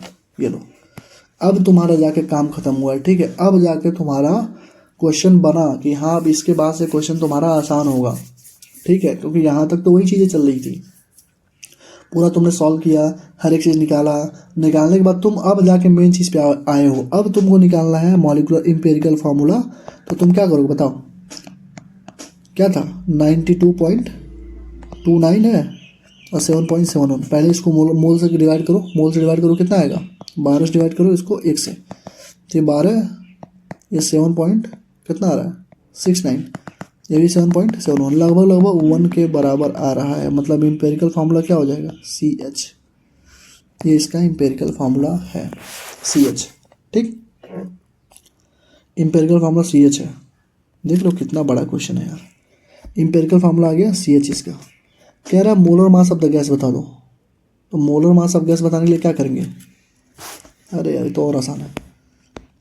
मोलर मास ऑफ गैस कैसे निकालोगे, देखो number of moles equal to होता है mass upon molar mass equal to होता है वॉल्यूम अपान 22.4 लीटर। हमसे वॉल्यूम ही पूछ रहा है ना, वॉल्यूम पूछ रहा है ना, वॉल्यूम ही तो पूछा है यार हमसे, क्या पूछा हमसे, मोलर मास पूछा है, तो मोलर मास पूछा ना, तो मास कितना दिया है, मास हमारे पास आया था कितना, बोलो भाई मास कितना आया था हमारे पास, मोलर मास ऑफ गैस कहाँ दिया यार, क्वेश्चन ऊपर नीचे हो गया ना, इसके वजह दिक्कत हो रही है। 11.6 ग्राम, ए वॉल्यूम ऑफ 10 लीटर, 10 लीटर का वेट कितना है, 11.6 ग्राम है। अरे तो इसकी नीड ही नहीं है ना। मोलर मास कितना हो जाएगा, 10.6 ना, तो 11.6 अपन 10 इंटू 22.4 हो गया। सॉल्व कर लो भाई, 10 से 22.4, 2 से राउंड जाएगा, 25 26, 26 राउंड आएगा, 26 आ गया। अरे भैया क्वेश्चन चिल्ला चिल्ला के तुमसे बोल रहा है, क्वेश्चन चिल्ला, इतना बड़ा क्वेश्चन है वैसे मुश्किल है, मुझे नहीं लगता पूछेगा। क्वेश्चन चिल्ला चिल्ला के बोल रहा है कि 10 लीटर जो है वो 11.6 ग्राम है, तो तुमको मोलर मास निकालना है, तो मास तुमको दे दिया 11.6 ग्राम, तो बस यहाँ से पुट करके निकाल लो ना। यहाँ से पुट, मास कितना है 11.6 है, मोलर मास x है, वॉल्यूम तुम्हारा दिया कितना 10 अपन 22.4, x का वैल्यू कितना आया 11.6 गुणे 22.4 अपन 10, कितना आ गया 26 आ गया। यही तो किया हूँ मैं, दोनों को इक्वेट कर दिया हूँ, ठीक, 26 आ गया। अब 26 आ गया, अब n का वैल्यू क्या होता है, molecular formula upon empirical formula mass, molecular formula कितना हुआ 26 हो गया, मोलर मास आया ना ये 26 तो हुआ। एम्पिरिकल फार्मूला मास कितना था, CS था ना, तो 12 + 1 13 मतलब 2 आ गया। मतलब जो मॉलिक्यूलर मास होगा, फार्मूला होगा, वो क्या हो जाएगा 2 गुणे CH, मतलब C2H2, C2H2, ये हो जाएगा तुम्हारा, ये हो गया तुम्हारा पूरा खत्म। ठीक है, इतने सारे क्वेश्चन मैंने करवा दिए। आई थिंक 1 घंटे 40 मिनट का फिर से लेक्चर हो गया। ठीक है, तो मैं बस वही कह रहा हूँ, अगर मैं काम चोरी नहीं कर रहा हूँ तो आई एम एक्सपेक्टिंग कि तुम भी काम चोरी ना करो। ठीक है, thank you, all the best, पढ़ाई करते रहो। अगला जो टॉपिक होगा लिमिटिंग रिएजेंट का होगा। जितने भी लोग, जितने भी बच्चे तुम्हारे संपर्क में हैं, सबको शेयर कर दो। ठीक है, इधर उधर घूम रहे लोग, परेशान है लोग, अभी 1 शॉट से करेंगे इधर उधर, बस इनको करवाओ। ठीक है, डेली 1 घंटे 30 मिनट, 1 घंटे 20 मिनट की क्लास हो रही है, बाकी टाइम रिवीजन करो, फॉर्मूला याद करो। ठीक है, ठीक, बाकी जो भी दिक्कत डाउट हो, अपना जो तुम्हारा फीडबैक है ज़रूर दिया करो, फीडबैक अपना ज़रूर दिया करो, मस्ट है फीडबैक देना। ठीक है, फीडबैक ज़रूर दिया करो। ठीक, thank you, all the best, पढ़ाई करो। इसके अभी 10-15 मिनट या 20 मिनट के बाद हम लोग क्या करेंगे, DPP लॉन्च कर देंगे, मतलब DPP का सोल्यूशन प्रोवाइड कर देंगे। ठीक है, thank you, all the best.